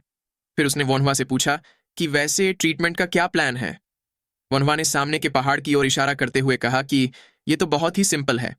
आपको बस उस पहाड़ की चोटी तक पहुंचकर वापस आना है। इससे फर्क नहीं पड़ता कि आपको कितनी देर लगेगी, इसलिए आपको खुद के दम पर चलते हुए ही वहां तक जाना होगा। काओ तेंग उसकी बात सुन भड़कते हुए बोलने लगा कि ट्रीटमेंट के नाम पर पहाड़ चढ़ना और उतरना बहुत ही रिडिकुलस है। क्या तुम मुझे परेशान करने की कोशिश कर रहे हो? सामने से वोनहुआ ने पूछा कि भला मैं आपको परेशान करने की कोशिश क्यों ही करूंगा? मैं तो एक फिजिशियन हूं। फिजिशियंस अपने पेशेंट्स को परेशान नहीं करते। उसकी बातें सुन काओ तेंग हैरान होकर सोचने लगा कि तो इसीलिए काओ काओ इसे इतना प्रोटेक्ट करने की कोशिश कर रहा था क्योंकि ये इस टाइप का इंसान है। फिर उसने वोनहुआ से कहा कि मेरे ग्रैंडसन ने बताया था कि उसका एक स्वॉन ब्रदर भी है। लगता है कि उसे इंसानों को पहचानना अच्छे से आता है। स्वॉन ब्रदर की सुन वोनहुआ सोचने लगा कि क्या इसका मतलब ये बंदा काओ तेंग है? ये जानकर वो तुरंत ही अपना इंट्रोडक्शन देते हुए काओ तेंग को ग्रीट करने लगा। फिर वोनहुआ काओ तेंग से माफी मांगकर कुछ बोलने लगा। ये देख काओ तेंग ने सोचा कि क्या इसका मतलब ये सही में अब तक मुझे परेशान करने की कोशिश कर रहा था? अगर ऐसा हुआ तो मैं इसे ऐसे ही नहीं छोड़ूंगा। तभी वोनहुआ ने कहा कि आपको फिर भी पहाड़ तो चढ़कर उतरना ही पड़ेगा। आपको जल्दी करनी चाहिए, इससे पहले कि शाम हो जाए। क्या मैं आपको ज्वाइन करूं? उसकी ऐसी बातें सुन काओ तेंग फ्रस्ट्रेट होकर मन ही मन बोलने लगा कि आखिर काओ काओ इस ब्रैट को कैसे झेल लेता है। फिर हमें थोड़ी देर बाद का सीन दिखाया जाता है। ये पास ही का एक पहाड़ होता है। काओ तेंग हाँफते हुए काफी मुश्किल से पहाड़ चढ़ रहा होता है। उसे ऐसा करते हुए 4 घंटे हो चुके थे। थोड़ी देर बाद उसने कांपते हुए हाथों से अपने गार्ड से मेडिसिन मांगी। वो जल्दी जल्दी मेडिसिन पीते हुए सोचने लगा कि ऐसे तो मैं मर जाऊंगा। अगर ये मेडिसिन ना होती तो मैं कब का बेहोश हो चुका होता। क्या ये उस कमीने फिजिशियन की कोई चमत्कारी दवाई है? अगर वो ब्रैट डिवाइन फिजिशियन ना होता तो मैं कभी भी इस ट्रीटमेंट के लिए तैयार ना होता। लेकिन अगर ये सब करने के बाद भी मैं ठीक नहीं हुआ तो मुझे फर्क नहीं पड़ता कि वो काओ काओ का स्वॉन ब्रदर है। मैं उसे सबक सिखाकर ही रहूंगा। कुछ वक्त बाद हुआन रेजिडेंस में कोई वोनवा का नाम चिल्लाने लगा। काओ तेंग खुश होते हुए बोल रहा था कि स्टोन बाहर निकल चुके हैं। वो हंसते हुए भागकर वोनवा के पास जाने लगा। वोनवा भी उसे ऐसे भागकर अपनी ओर आता देख सरप्राइज्ड हो गया। तभी काओ तेंग ने वोनवा को बताया कि जैसा तुमने कहा था वैसे ही वो स्टोन मेरे यूरिन से बाहर आ गया। वो जैसा तुमने कहा था वैसा ही था। वोनवा भी ये जानकर उसे कॉन्ग्रेचुलेट करने लगा। काओ तेंग भी खुश होकर बोलने लगा कि अब मुझे दर्द नहीं झेलना पड़ेगा। तभी वोनवा ने उसे बताया कि आपको अभी भी ये बीमारी फिर से होने के 50% चांस है। आपके जैसे इंसान जो कि लगातार अल्कोहल पीता हो, फैटी और सॉल्टी खाना खाता हो और साथ ही ज्यादा पानी ड्रिंक ना करता हो और एक्सरसाइज भी ना करता हो, उसे तो ये बीमारी पक्का फिर से होगी। इस बार तो स्टोन छोटा था इसलिए वो नेचुरली बाहर निकल गया, लेकिन अगर वो बड़ा होता तो मुझे उसे निकालने के लिए आपका पेट खोलना पड़ता। आपको ज्यादा से ज्यादा पानी पीना है, अल्कोहल और मीट को अवॉइड करना है और फ्रूट्स खाना भी आपके लिए काफी बेनिफिशियल होगा। और साथ ही आपको हर रोज उस पहाड़ पे 1 घंटा चढ़ उतर करना है। यह भी बेहतर होगा अगर आप दिन में 2 घंटे लाइट एक्सरसाइज करें और हर 10 दिन में उसकी ड्यूरेशन 15 मिनट से बढ़ा दे। काओ तेंग उसकी बात सुनकर फ्रस्ट्रेट होते हुए बोलने लगा कि 1 घंटा इनफ है। फिर वोनवा सोचने लगा कि आखिर इन्होंने अब तक यूरिनरी स्टोन्स का दर्द झेला भी कैसे। उसने काओ तेंग से पूछा कि क्या आपको किसी और फिजिशियन ने भी कोई दवाई दी थी? काओ तेंग ने चिढ़ते हुए कहा कि उन कमीनों की दवाई घंटा कुछ काम करेगी, वो सब बस फिजूल की दवाइयां थी। लेकिन मैं उस दर्द को सहता गया। तुमने ही तो कहा था कि ये कोई डेडली डिजीज नहीं है। ये सुन वोनहुआ मन ही मन बोलने लगा कि लेकिन फिर भी इसे झेलना कोई आसान बात नहीं है। इसकी विल पावर वाकई में अमेजिंग है। फिर उसने काओ तेंग से कहा कि अगर आपको फिर भी दर्द हो तो आप मुझे बता सकते हैं। काओ तेंग ने भी उसकी बात से अग्री कर लिया। फिर हमें कुछ दिन बाद का सीन दिखाया जाता है। काओ काओ वोनहुआ से बोल रहा था कि तुम्हें कैपिटल में आते ही मुझसे मिलने आ जाना चाहिए था। क्या एक स्वॉर्न ब्रदर के लिए तुम इतना भी नहीं कर सकते? वोनहुआ भी उससे माफी मांगने लगा। ये देख काओ काओ ने मुस्कुराकर कहा कि मैं समझ सकता हूं, क्योंकि तुम ग्रैंडफादर का इलाज कर रहे थे। लेकिन आखिर तुमने उनके साथ किया क्या है? वो आधे दिन तक सिर्फ तुम्हारे बारे में ही बातें किए जा रहे थे। वो सब कुछ इतना डिटेल में एक्सप्लेन कर रहे थे कि मैं तो तुम्हारा चेहरा भी इमेजिन कर पा रहा था। मैंने अपनी जिंदगी में पहली बार ग्रैंडफादर को किसी के बारे में इतना एक्साइटेडली बात करते हुए देखा है। सामने से वोनहुआ ने पूछा कि वैसे क्या वो हर रोज 1 घंटा एक्सरसाइज तो कर रहे हैं ना? ये सुन काओ काओ बोलने लगा कि तुम्हें अभी भी यही बातें सूझ रही हैं? वोनहुआ ने मुस्कुराते हुए कहा कि यही चीज सबसे ज्यादा इंपॉर्टेंट है। पेशेंट्स मुझ पर भरोसा करते हैं। मेरे पास चैरिटी के लिए भी इनफ पैसे हैं। मेरे दोनों भाई भी ऑफिशियल पोजीशंस पे अपनी ड्यूटी कर रहे हैं, इसलिए फैमिली में भी कोई इश्यूज नहीं है। और ऊपर से मुझे कहीं बंधने की भी जरूरत नहीं है। इससे ज्यादा मुझे और क्या ही चाहिए होगा। सामने से काओ काओ बोलने लगा कि अगर ऐसा ही है तो मुझे तुम्हें असिस्टेंट इंपीरियल सेंसरेट की पोजीशन देनी ही नहीं चाहिए थी। वोनहुआ ने भी तुरंत ही खुश होते हुए कहा कि तो फिर इसे किसी और को दे दीजिए। कोई बंदा जो कि वाकई में अच्छे से काम करेगा, वो इस पोजीशन के लिए 1000 गुना बेहतर होगा। काओ काओ भी उसकी बात सुन अपना सिर पीटते हुए बोलने लगा कि तुम ऐसे पहले बंदे होंगे जो ऑफिशियल पोजीशन को एक्सेप्ट ना करने के लिए रिक्वेस्ट कर रहा है। वोनहुआ ने कहा कि ये सब तो बस नेशन की भलाई के लिए है।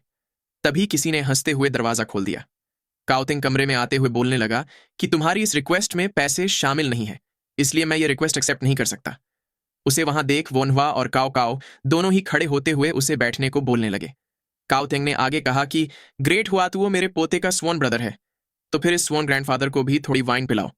वोनहुआ ने थोड़ा गुस्सा होते हुए कहा कि आपको अभी के लिए वाइन तो नहीं मिल सकती, इसलिए चाय से ही काम चला लीजिए। काओ तेंग भी उसकी बात सुनकर चिढ़ गया। थोड़ी देर बाद काओ तेंग बोलने लगा कि वैसे तो मैंने तुम्हें अपनी फैमिली का एक्सक्लूसिव फिजिशियन बनाने का प्लान किया था, लेकिन लगता है कि तुम्हें बांधना वाकई में नामुमकिन है।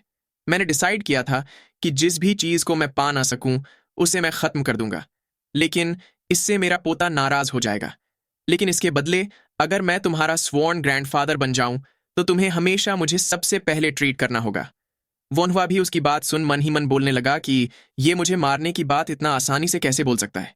तभी काओ तेंग ने आगे कहा कि मैं तुम्हें ये ऑफर सिर्फ तुम्हारे मेडिकल आर्ट्स की वजह से नहीं दे रहा। इससे तुम्हारे स्वॉर्न ब्रदर को भी सपोर्ट मिलेगा और फ्यूचर में तुम दोनों का बॉन्ड और भी स्ट्रांग होगा। अगर मैं पर्सनली तुम्हें मेरे स्वॉर्न ग्रैंडसन के तौर पे एक्नॉलेज करूं तो तुम्हारी आज़ादी और भी ज्यादा बढ़ जाएगी। उसकी कंपैरिजन में असिस्टेंट इंपीरियल सेंसरेट तो क्या ही चीज़ है। वोनहुआ ने भी मन ही मन सोचा कि 10 अटेंडेंट्स एम्परर को कंट्रोल करने की ताकत रखते हैं। इसीलिए काओ तेंग, जिन्हें कि वो लोग फादर फिगर की तरह देखते हैं, उनका सपोर्ट पाना वाकई में मेरी इन्फ्लुएंस बढ़ाएगा। लेकिन उस यूनक की पावर भी जल्द ही खत्म होने वाली है और ये जहर बन के मुझे भी हार्म कर सकता है। दरअसल वनहुआ ऐसा इसलिए बोल रहा है क्योंकि हिस्ट्री के मुताबिक 10 अटेंडेंट्स ने एम्परर के मैटरनल अंकल को असैसिनेट करवा दिया था। इसके रिटेलिएशन में काओ काओ, युआन शाओ और उनके साथ ही कुछ और लोगों ने इंपीरियल महल में घुसकर 10 अटेंडेंट्स के साथ 2000 से भी ज्यादा लोगों को स्लॉटर कर दिया था। वोनहुआ ने आगे सोचा कि लेकिन अगर मैंने इसका स्वॉर्न ग्रैंडसन बनने से मना कर दिया तो भी मुझे काफी परेशानी का सामना करना पड़ेगा। इसीलिए मेरे पास संभलते हुए इसे एक्सेप्ट करने के अलावा और कोई चॉइस नहीं है। इतना सोच वो काओ तेंग को ग्रीट करते हुए बोलने लगा कि मैं पेई प्रीफेक्चर का वोनहुआ आपको एक ग्रैंडफादर के तौर पे पाकर वाकई में ऑनर्ड हूं। इसके बाद हमें इंपीरियल महल का सीन दिखाया जाता है। काओ तेंग वोनहुआ को कुछ लोगों से मिलवाने के लिए यहाँ ले आया था। वोनहुआ भी फिर से यहाँ आने की बात से थोड़ा सरप्राइज्ड था। उसने याद करते हुए सोचा कि अभी साल 185 चल रहा है और 10 अटेंडेंट्स का रिबेलियन साल 189 में हुआ था। इसलिए अभी के लिए तो इंपीरियल महल में कोई दिक्कत नहीं होगी। उसके साथ ही चल रहे काओ तेंग ने उसे नर्वस ना होने को बोलते हुए कहा कि मैं सिर्फ कुछ लोगों को बताना चाहता हूं कि तुम मेरे स्वॉर्न ग्रैंडसन हो। इसके बदले तुम्हें असिस्टेंट इंपीरियल सेंसरेट के इनॉग्रेशन में जाने की जरूरत नहीं पड़ेगी। तभी एक बंदा काओ तेंग का नाम चिल्लाते हुए बोलने लगा कि एक बड़ी प्रॉब्लम हो चुकी है। हिज मैजेस्टी बेहोश हो चुके हैं। हिज मैजेस्टी अचानक से बेहोश हो गए और उन्हें इंपीरियल हॉल में ले जाया गया है। वोनहुआ ने भी ये सुन परेशान होते हुए सोचा कि अभी तो एम्परर के मरने का टाइम भी नहीं हुआ है। तभी काओ तेंग ने उस बंदे से कहा कि सारे ऑफिशियल्स को इस बात की खबर दे दो कि हिज मैजेस्टी का इलाज डिवाइन फिजिशियन हुआतुओ करने वाला है। थोड़ी देर बाद काओ तेंग वनहुआ के साथ इंपीरियल हॉल में पहुंच गया। उसने अनाउंस किया कि मैं अपने स्वॉर्न ग्रैंडसन को लेकर आ चुका हूं, इसलिए अब चिंता करने की कोई जरूरत नहीं है। तभी किसी ने हुआतुओ को वेलकम किया। हेड ऑफ कोर्ट फिजिशियंस पियोन ने वोनहुआ के पास आते हुए कहा कि हमें मिले काफी लंबा वक्त हो चुका है। वोनहुआ ने भी उसे ग्रीट किया। फिर काओ तेंग ने पियोन से पूछा कि वैसे हिज मैजेस्टी की हालत कैसी है। पियोन ने उन्हें ग्रीट करते हुए बताया कि अभी के लिए हुआतुओ का हिज मैजेस्टी को चेक करना ही बेहतर होगा। काओ तेंग को भी यह आइडिया अच्छा लगा। उसने वोनहुआ को पकड़ते हुए अनाउंस किया कि मेरा स्वॉर्न ग्रैंडसन हुआतुओ हिज मैजेस्टी को चेक करने वाला है। वोनहुआ भी इस बात से काफी फ्रस्ट्रेट हो चुका था। फिर उसने वहां लेटे एम्परर लू होंग के पास जाते हुए कहा कि मैं अब इन्हें चेक करने जा रहा हूं। तभी कुछ देखकर वो सरप्राइज्ड हो गया। वो लू होंग को देख सोचने लगा कि इसका वजन इतना कम कैसे हो गया। इसे थोड़ा इंडिजेस्शन तो है, लेकिन वो उतना भी खराब नहीं है कि ये बेहोश ही हो जाए। इसकी रेडियल आर्टरी तो एकदम हेल्थी है, लेकिन उसके कॉन्ट्रेरी इसकी कैरोटाइड आर्टरी काफी वीक है। ये कोई बीमारी नहीं है, बल्कि इसकी यांग एनर्जी में काफी कमी हो चुकी है। इसकी एक ही वजह हो सकती है और वो है एक्सेसिव सेक्सुअल इंटरकोर्स। तभी एम्परर लूहोंग होश में आने लगा। ये देख सारे लोग झुकते हुए उसे ग्रीट करने लगे। लूहोंग को अभी भी डिजी फील हो रहा था। उसने पूछा कि आखिर यहां चल क्या रहा है। वोनहुआ ने भी अपने पीछे खड़े काओ तेंग को कुछ इशारा किया। उसकी बात समझते हुए काओ तेंग ने सब लोगों को वहां से चले जाने का ऑर्डर दिया और बताया कि अब आगे का काम फिजिशियन खुद संभाल लेंगे। उसका ऑर्डर पाकर सारे लोग वहां से निकलने लगे। फिर पियोन ने एम्परर लूहोंग को बताया कि लगता है कि अचानक हुए इंडिजेस्शन की वजह से आप टेम्पोरेरीली बेहोश हो गए थे। ये सुन एम्परर लूहोंग ने पूछा कि क्या इसका मतलब मुझे और कोई भी दिक्कत नहीं है। उसके पास ही खड़े काओ तेंग ने उसे बताया कि शायद हमें एक बार हुआतुओ, जिसने कि हुआंगवान का इलाज किया था, उसका डायग्नोसिस भी सुन लेना चाहिए। एम्परर लू होंग ने वोनहुआ की ओर देखते हुए पूछा कि क्या तुम ही हुआतुओ हो? तुम तो काफी यंग लग रहे हो। वोनहुआ ने सोचा कि लगता है इन्हें मैं याद नहीं हूं। फिर उसने मुस्कुराते हुए लू होंग को ग्रीट किया। लू होंग ने आगे वोनहुआ से पूछा कि क्या तुम्हें भी यही लगता है कि मेरी बेहोश होने की वजह इंडिजेस्शन है? सामने से वोनहुआ ने कहा कि आपके बेहोश होने की असली वजह है बहुत ही ज्यादा मात्रा में किया गया सेक्सुअल इंटरकोर्स। उसकी बात सुनकर लू होंग अपनी जगह पे ही जम गया। फिर उसने थोड़ा गुस्सा होते हुए पूछा कि क्या तुम ये कहना चाहते हो कि इसकी असली वजह मेरा किसी औरत के साथ ज्यादा वक्त बिताना है? वोनहुआ ने तुरंत ही उसे हाँ में जवाब दिया। पीछे खड़ा पियोन भी फुसफुसाते हुए उसे बोलने लगा कि हुआतुओ इतना भी डायरेक्ट नहीं होना है। फिर लू होंग ने पियोन से पूछा कि क्या तुम भी हुआतुओ की बात से अग्री करते हो? पियोन ने भी डरते हुए उसे हाँ में जवाब दिया। तभी काओतेंग ने एम्परर लूहोंग से कहा कि अब जबकि इन फिजिशियंस ने ये बात कंक्लूड कर ली है, तो मुझे लगता है कि कुछ वक्त के लिए आपका औरतों से दूर रहना ही बेहतर होगा। लेकिन तब तक मेरा स्वॉर्न ग्रैंडसन हुआतू आपके लिए दवाई बनाएगा जिससे आपकी एनर्जी बूस्ट होगी। ये सुनकर वोनवा के तो होश ही उड़ गए। वो उन्हें टालते हुए बोलने लगा कि इसके लिए फिजिशियन पियोन ही बेस्ट रहेंगे। लेकिन पियोन तो कब का वहां से कल्टी मार चुका था। काओतेंग ने आगे कहा कि हुआ तो हिज मैजेस्टी को सेक्सुअल रिलेशंस फिर से रिज्यूम करने के लिए अप्रोप्रिएट डेट भी बताएगा। लूहोंग को भी ये आइडिया काफी पसंद आया।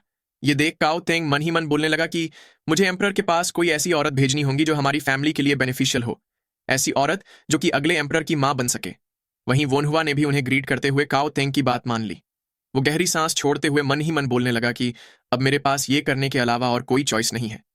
इसके बाद वोनहुआ एम्परर लू होंग के लिए मेडिसिन बनाने के काम में लग गया। ऐसे ही 2 महीने बीत जाते हैं।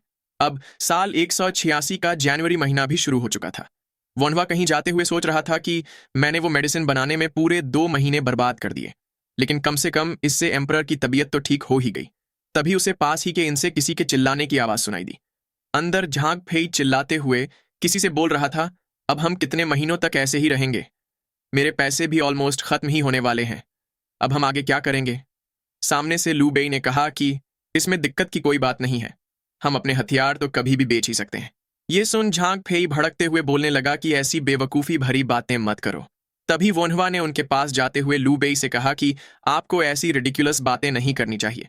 भला कोई जनरल अपने हथियार क्यों ही बेचेगा? इतना बोल वोनहुआ उनके साथ ही टेबल पर बैठ गया।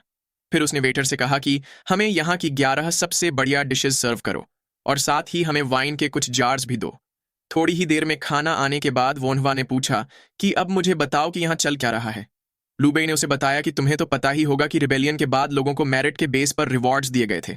जनरल जुजून ने कहा था कि वो हमारे कॉन्ट्रीब्यूशंस के बारे में भी एम्परर को इन्फॉर्म करेंगे, लेकिन लगता है कि इसका कोई फायदा नहीं हुआ। अब मेरे पास यहाँ रुकने का और कोई रीजन नहीं है, इसलिए मैं वापस अपने होम टाउन जा रहा हूँ। लेकिन फिर भी मुझे असिस्टेंट इंपीरियल सेंसरेट से मिलकर काफी खुशी हुई। तभी वोनहुआ ने चुटकी बजाते हुए वेटर को अपने पास बुलाया। उसने मुस्कुराते हुए उससे कहा कि इन लोगों ने अभी जो सारा खाना खाया है उसका बिल आर्मी अरेंजमेंट के कर्नल काओकाओ के नाम पर लिख दो। ये सुनकर वो तीनों ही चौंक गए। लू बेई खड़ा होते हुए बोलने लगा कि हम ऐसे ही कर्नल को परेशान नहीं कर सकते। वोनहुआ ने उसे बताया कि इसमें चिंता करने की कोई बात नहीं है, क्योंकि वो मेरा स्वॉर्न ब्रदर है, और अब जबकि बिल को हैंडल कर लिया गया है तो हमें तुम्हारे रहने के खर्चों की भी बात कर ही लेनी चाहिए। अपने होम टाउन वापस जाने का प्लान अभी के लिए रोक लो, क्योंकि मैं तुम्हारे लिए जल्द ही कोई अच्छी खबर लाने वाला हूं। ऐसे ही 10 दिन बीत जाते हैं और हमें इंपीरियल महल का सीन दिखाया जाता है। वोनहुआ लूहोंग को ग्रीट कर रहा होता है। वहीं एम्परर लूहोंग वोनहुआ की दवाई पीकर काफी खुश हो चुका था। उसने वोनहुआ से कहा कि मेरा ख्याल रखने के लिए तुम्हें कोई रिवॉर्ड तो मिलना ही चाहिए। मुझे बताओ कि तुम्हें क्या चाहिए। वोनहुआ ने उसे ग्रीट करते हुए कहा कि आपकी वजह से ही मैं आम लोगों का आसानी से इलाज कर पाया। आपने जिस हिसाब से इस रिबेलियन को मैनेज किया उससे मैं वाकई में प्रभावित हूं। लेकिन मेरा एक पहचान का बंदा इसमें कंट्रीब्यूशन देने के बाद भी रिवॉर्ड पाने से रह गया है। उसका नाम है लू बेई। उसने जनरल जुजून को झांग बाओ को हराने में मदद की थी। ये सुनकर लू होंग के पास खड़ा यूनक जियान शुओ चौंक गया। वोनहुआ मन ही मन बोलने लगा कि ग्रैंडपा अब आगे की बात आप संभालिए। तभी काओतेंग एम्परर लू होंग के पास जाकर बोलने लगा कि मैंने भी अपने पोते से लू बेई के बारे में काफी कुछ सुना है। मैंने सुना है कि वो काफी मददगार था। शायद किसी से ये रिपोर्ट मिस हो गई होंगी, क्योंकि वो वक्त काफी केओस भरा था।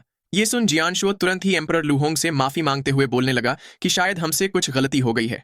वो मन ही मन सोच रहा था कि आखिर काओतेंग ऐसा क्यों बोल रहे हैं। वहीं लूहोंग भी उसकी बात सुनकर कुछ सोचने लगा। फिर उसने वोनहुआ से कहा कि तुम हमेशा की तरह ही अनइंटरेस्टिंग हो। मैं तुम्हारी ये मांग जल्द ही पूरी कर दूंगा, इसलिए तुम यहां से जा सकते हो। ये सुन वोनहुआ तुरंत ही झुकते हुए लूहोंग को ग्रीट करने लगा। फिर लूहोंग ने अपने पीछे खड़े जियान शुओ से पूछा कि हमें उसे कौन सी पोस्ट देनी चाहिए। जियान शुओ ने बताया कि जीझो की आंशी काउंटी में कमांडेंट की पोस्ट खाली पड़ी है। ये सुन वोनहुआ परेशान होकर सोचने लगा कि मुझे तो लगा था कि उसे काउंटी मैजिस्ट्रेट बनाया जाएगा, लेकिन उसे तो सिर्फ एक काउंटी ऑफिसर की ही पोस्ट मिली। एक्चुअल हिस्ट्री के मुताबिक भी लू बेई को आंशी काउंटी में ही अपॉइंट किया गया था। क्या किस्मत खुद को हिस्ट्री के मुताबिक एडजस्ट करने की कोशिश कर रही है? ऐसे ही कुछ दिन और बीत जाते हैं। लू बेई काफी खुश होते हुए वोनहुआ को ग्रीट कर रहा होता है। वहीं वोनहुआ बोल रहा था कि अगर कोई बड़ी पोस्ट होती तो ज्यादा अच्छा रहता। ये सुन लू बेई ने कहा कि कई लोगों को तो गवर्नमेंट पोस्ट मिली भी नहीं है। मुझे कोई फर्क नहीं पड़ता कि मेरी पोस्ट का स्टेटस कैसा है। वोनहुआ को भी ये सुनकर खुशी हुई। उसने आगे लू बेई से कहा कि मैं तुम्हें एक और चीज गिफ्ट करना चाहता हूं। अगर कोई भी कभी भी तुमसे लड़ाई करने की कोशिश करे तो तुम मेरे नाम का यूज कर लेना, और साथ ही गुआन यू से कहना कि वो अच्छे से झांग फेई को काबू में रखे। फिर हमें उसी साल का समर का महीना दिखाया जाता है। लू बेई को आंशी काउंटी के कमांडेंट के तौर पे अपॉइंट कर दिया गया था। इसके बाद साल 187 में झांगे और झांगशुन का रिबेलियन हुआ, जिसे कि लू बेई और उसके भाइयों ने मिलकर सप्रेस कर दिया। वॉनहुआ भी ये सब देखकर सोच रहा था कि चीजें किसी ना किसी तरह हिस्ट्री के मुताबिक ही हो रही हैं। फिर हमें उसी साल के जुलाई महीने का सीन दिखाया जाता है। वनहुआ भड़कते हुए लू बेई को डांट रहा था क्योंकि उसने अपनी पीठ पर चोट लगवा ली थी। लू बेई उससे पूछने लगा कि लेकिन तुम यहाँ क्या कर रहे हो? सामने से वनहुआ ने पूछा कि फिजिशियन अपने पेशेंट्स का इलाज करने के अलावा और क्या ही करेगा?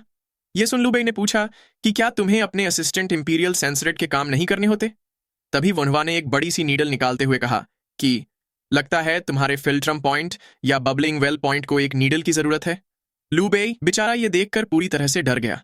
थोड़ी देर बाद वोनहुआ ने बताया कि हर जगह रिबेलियन हो रहे हैं, इसलिए मेरे पास बिल्कुल भी वक्त नहीं बचता। लू बेई ने भी मुस्कुराते हुए कहा कि लेकिन फिर भी आप और आपके डिसाइपल्स की वजह से हम लोग चैन की सांस ले पा रहे हैं। तभी वोनहुआ ने उसे बताया कि एक बार यहां का काम निपट जाए तो हम लोग दूसरी रिबेलियन की जगहों पर जाने वाले हैं। लू बेई ने पूछा कि तो क्या इसका मतलब तुम जिंगझोउ जाने वाले हो? मैंने सुना है कि कुछ गद्दार लोग जिंगझोउ में पावर हासिल कर रहे हैं। यह सुनकर वोनहुआ चौंक गया। उसने सोचा कि तो फिर जियांगडोंग का टाइगर सुन जियान पक्का चांगशा प्रीफेक्चर के गवर्नर के तौर पे अपॉइंट हो चुका होगा। अब रिबेलियन हुआ है तो मुझे भी वहां जाना ही होगा। अगर चीजें अच्छे से हुई तो मैं सुन जियान के बेटे सुन चुआन से कनेक्शन भी बना सकता हूं। ऐसे ही कुछ और महीने बीत जाते हैं और हमें चांगशा प्रीफेक्चर की लिनशियांग काउंटी का सीन दिखाया जाता है। ये जगह होती है वहां की लोकल गवर्नमेंट ऑफिस। कोई बंदा गवर्नर झांग को आवाज लगा रहा था। वो बंदा झांग से पूछने लगा कि क्या आप ऐसे ही अपने होम टाउन वापस चले जाएंगे? गवर्नर सुनजियान भी आपको यहां रुकने के लिए बोल रहे हैं। सामने से झांग ने कहा कि अब जबकि कोई नया टैलेंट इस पोस्ट पर आ चुका है तो अब मुझे भी यहां से निकल लेना चाहिए। अब मैं जो चाहे वो कर सकता हूं। दरअसल ये बंदा होता है चांगशा काउंटी का फॉर्मर गवर्नर झांग जी। पीछे से उस बंदे ने झांग जी से कहा कि मैं जब भी लोयांग सिटी आऊंगा तो आपसे जरूर मिलूंगा। झांग जी ने उसे बताया कि जल्दबाजी करने की कोई जरूरत नहीं है, मैं अभी लोयांग सिटी वापस नहीं जा रहा। ये सुन उस बंदे ने पूछा कि तो फिर आप कहां जा रहे हैं? झांग जी मुस्कुराते हुए बोलने लगा कि मैंने सुना है गुयांग में डिवाइन फिजिशियन आए हुए हैं। फिर सीन गुयांग काउंटी के वोनहुआ के क्लिनिक पे शिफ्ट होता है। झांग जी भी दूर एक पेड़ के पीछे छिपा उसे ही देख रहा था। फिर उसने अपने आसपास देखते हुए सोचा कि मुझे वहां अंदर जाने के लिए कोई वैलिड रीजन चाहिए होगा। तभी उसे एक अच्छा सा पेड़ मिल गया। उसने तुरंत ही आंखें बंद करके अपना सिर उस पेड़ पे दे मारा। फिर वो क्लिनिक के पास जा पहुंचा जहां ओबो किसी का इलाज कर रहा था। उसने ओबो को आवाज लगाते हुए पूछा कि क्या यहां मेरा इलाज हो सकता है? ओबो बेचारा झांग जी की ऐसी हालत देखकर भौचक्का रह गया। उसने तुरंत ही उसे टेंट के अंदर आने को कहा। झांग जी मुस्कुराते हुए बोल रहा था कि मुझे इतनी भी ज्यादा चोट नहीं लगी। थोड़ी देर बाद ओबो ने उसकी पट्टी करते हुए कहा कि अगर आपको अजीब या डिजी फील हो तो मुझे बता दीजिएगा। फिर झांग जी चारों ओर देखते हुए सोचने लगा कि तो यही है उस डिवाइन फिजिशियन का क्लिनिक। ये बाकी के क्लिनिक से काफी अलग है। तभी वोनहुआ की आवाज सुन वो सोचने लगा कि क्या वो यंग लड़का ही डिवाइन फिजिशियन है? वहीं वोनहुआ अपना एक्सरे विजन ओपन करके किसी को चेक कर रहा था। उसे पता चला कि उस पेशेंट के पेट में एक होल है। वो पेशेंट दर्द से कराहते हुए वोनहुआ से बोल रहा था कि मुझे पेट में काफी जलन हो रही है। ये देख झांग जी ने सोचा कि लगता है उस बंदे को एंट्रिक डिजीज हुई है। तभी वोनहुआ ने उस पेशेंट को बताया कि तुम्हारे पेट में एक छोटा होल है।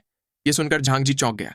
उसने आवाज लगाते हुए वोनहुआ को रुकने के लिए बोला। वो उससे पूछने लगा कि आखिर आप इस बात पे इतना श्योर कैसे हो सकते हैं कि उसके पेट में एक होल है? पेट खोले बिना यह जानना मुमकिन है ही नहीं। क्या आपको पहले उसके सिम्टम्स नहीं पूछने चाहिए थे? लेकिन सिम्टम जानकर भी यह पता लगा पाना मुमकिन नहीं है कि किसी के पेट में छेद है या नहीं। तभी वोनहुआ ने उससे पूछा कि लेकिन आप हैं कौन? झांग जी ने उसे ग्रीट करते हुए बताया कि मेरा नाम झांग जी है और मैं शीन्य काउंटी से हूं। उसका इंट्रोडक्शन सुनकर वोनहुआ पूरी तरह से चौंक गया। वो सोचने लगा कि क्या यह बंदा झांग झोंगजिंग है, चाइनीज मेडिसिन का सेज झांग झोंगजिंग। हुआतुओं और दोंग फेंग के साथ उसे भी एंशिएंट चाइना का बेस्ट फिजिशियन कहा जाता है। एक ऐसा बंदा जिसने चाइनीज मेडिसिन पे कई किताबें भी लिखी हैं। उसे मेडिसिनल स्टडीज का ओरिजिनेटर भी कहा जाता है। मेरी पिछली जिंदगी में जब मुझे ट्रेडिशनल चाइनीज मेडिसिन में इंटरेस्ट नहीं था तब भी मैंने उसका नाम सुन रखा था। ये पक्का झांग झोंगजिंग ही है, क्योंकि बिना गैस्ट्रिक परफोरेशन के पेशेंट का इलाज किए इन सिम्टम्स के बारे में जान पाना मुमकिन नहीं है। लेकिन आखिर ये यहाँ क्यों आया होगा? पर अभी के लिए मुझे अपना ध्यान पेशेंट की ओर ही रखना चाहिए। इतना सोच उसने झोंगजिंग से कहा कि मैं अभी पेशेंट का इलाज कर रहा हूं। झोंगजिंग भी ये सुन वोनवा से माफी मांगने लगा। उसने कहा कि मैं यहाँ कोने में ही बैठा रहूंगा। फिर वोनवा भी पेशेंट को चेक करने का बोल के वहां से जाने लगा। थोड़ी देर बाद झोंगजिंग कोने में बैठा सोच रहा था कि आखिर वोनवा ने सिर्फ चेक करके ही डिजीज का पता कैसे लगा लिया। क्या इस फिजिशियन ने 4 मेथड्स ऑफ डायग्नोसिस को मास्टर कर लिया है? वहीं वो पेशेंट घबराते हुए वोनवा से पूछ रहा था कि अब हमें आगे क्या करना होगा। वोनवा ने उसे बताया कि हमें तुरंत ही तुम्हारी सर्जरी करनी होगी, लेकिन उससे पहले मुझे तुम्हारी परमिशन चाहिए। मुझे तुम्हारा पेट खोलकर उस होल को स्टिच करना होगा। यह सुनकर झोंगजिंग पूरी तरह से भौंचक्का रह गया। वो वोनवा से बोलने लगा कि यह तो मुमकिन ही नहीं है। फिर वो जल्दी से अपना मुंह बंद कर मन ही मन सोचने लगा कि मुझे इंटरफियर नहीं करना चाहिए। वनवा भी उसकी ऐसी हरकतें देखकर सोच में पड़ गया। फिर उसने उस पेशेंट से कहा कि तुम्हारा पेट एक लकड़ी की तरह सख्त हो चुका है। ऐसा इसलिए हुआ है क्योंकि पेट या इंटेस्टाइन से निकली हवा अंदर इकट्ठा हो चुकी है, और तुम्हारे हिसाब से तुम्हें पेट और छाती में भी दर्द और जलन हो रही है। इसलिए अगर तुम जीना चाहते हो तो हमें जल्द से जल्द तुम्हारी सर्जरी करनी ही होगी। थोड़ी देर बाद झोंगजिंग वोनवा को थैंक यू बोलने लगा। उसने खुश होते हुए वोनवा से कहा कि तुम्हारे कहे मुताबिक मैं मरे हुए चूहे की तरह चुपचाप कोने में पड़ा रहूंगा। वोनवा ने उसे बताया कि तुम यहां पास आ सकते हो, लेकिन 1.5 मीटर से ज्यादा नजदीक मत आना। फिर उसने सर्जरी शुरू कर दी। उसने ओबो को इंस्ट्रक्शंस देते हुए पेशेंट को कट लगाना शुरू कर दिया। वहीं उसकी सर्जरी देखकर जोंजिंग का मुंह खुला का खुला रह गया। वोनहुआ अपने डिसाइपल्स को समझाते हुए बोल रहा था कि मैं पेरिटोनियम को बाकी के ऑर्गन से अलग करके ऐसे कट लगाऊंगा। फिर हम जेंटली इस ग्रेटर ओमेंटम को उठाते हुए होल की जगह ढूंढेंगे। इस पे बिल्कुल भी प्रेशर मत देना, इसे एकदम स्मूथली करो। ओमेंटम एक फैटी टिश्यू होता है जो कि पेट के निचले हिस्से से इंटेस्टाइन्स तक फैला होता है।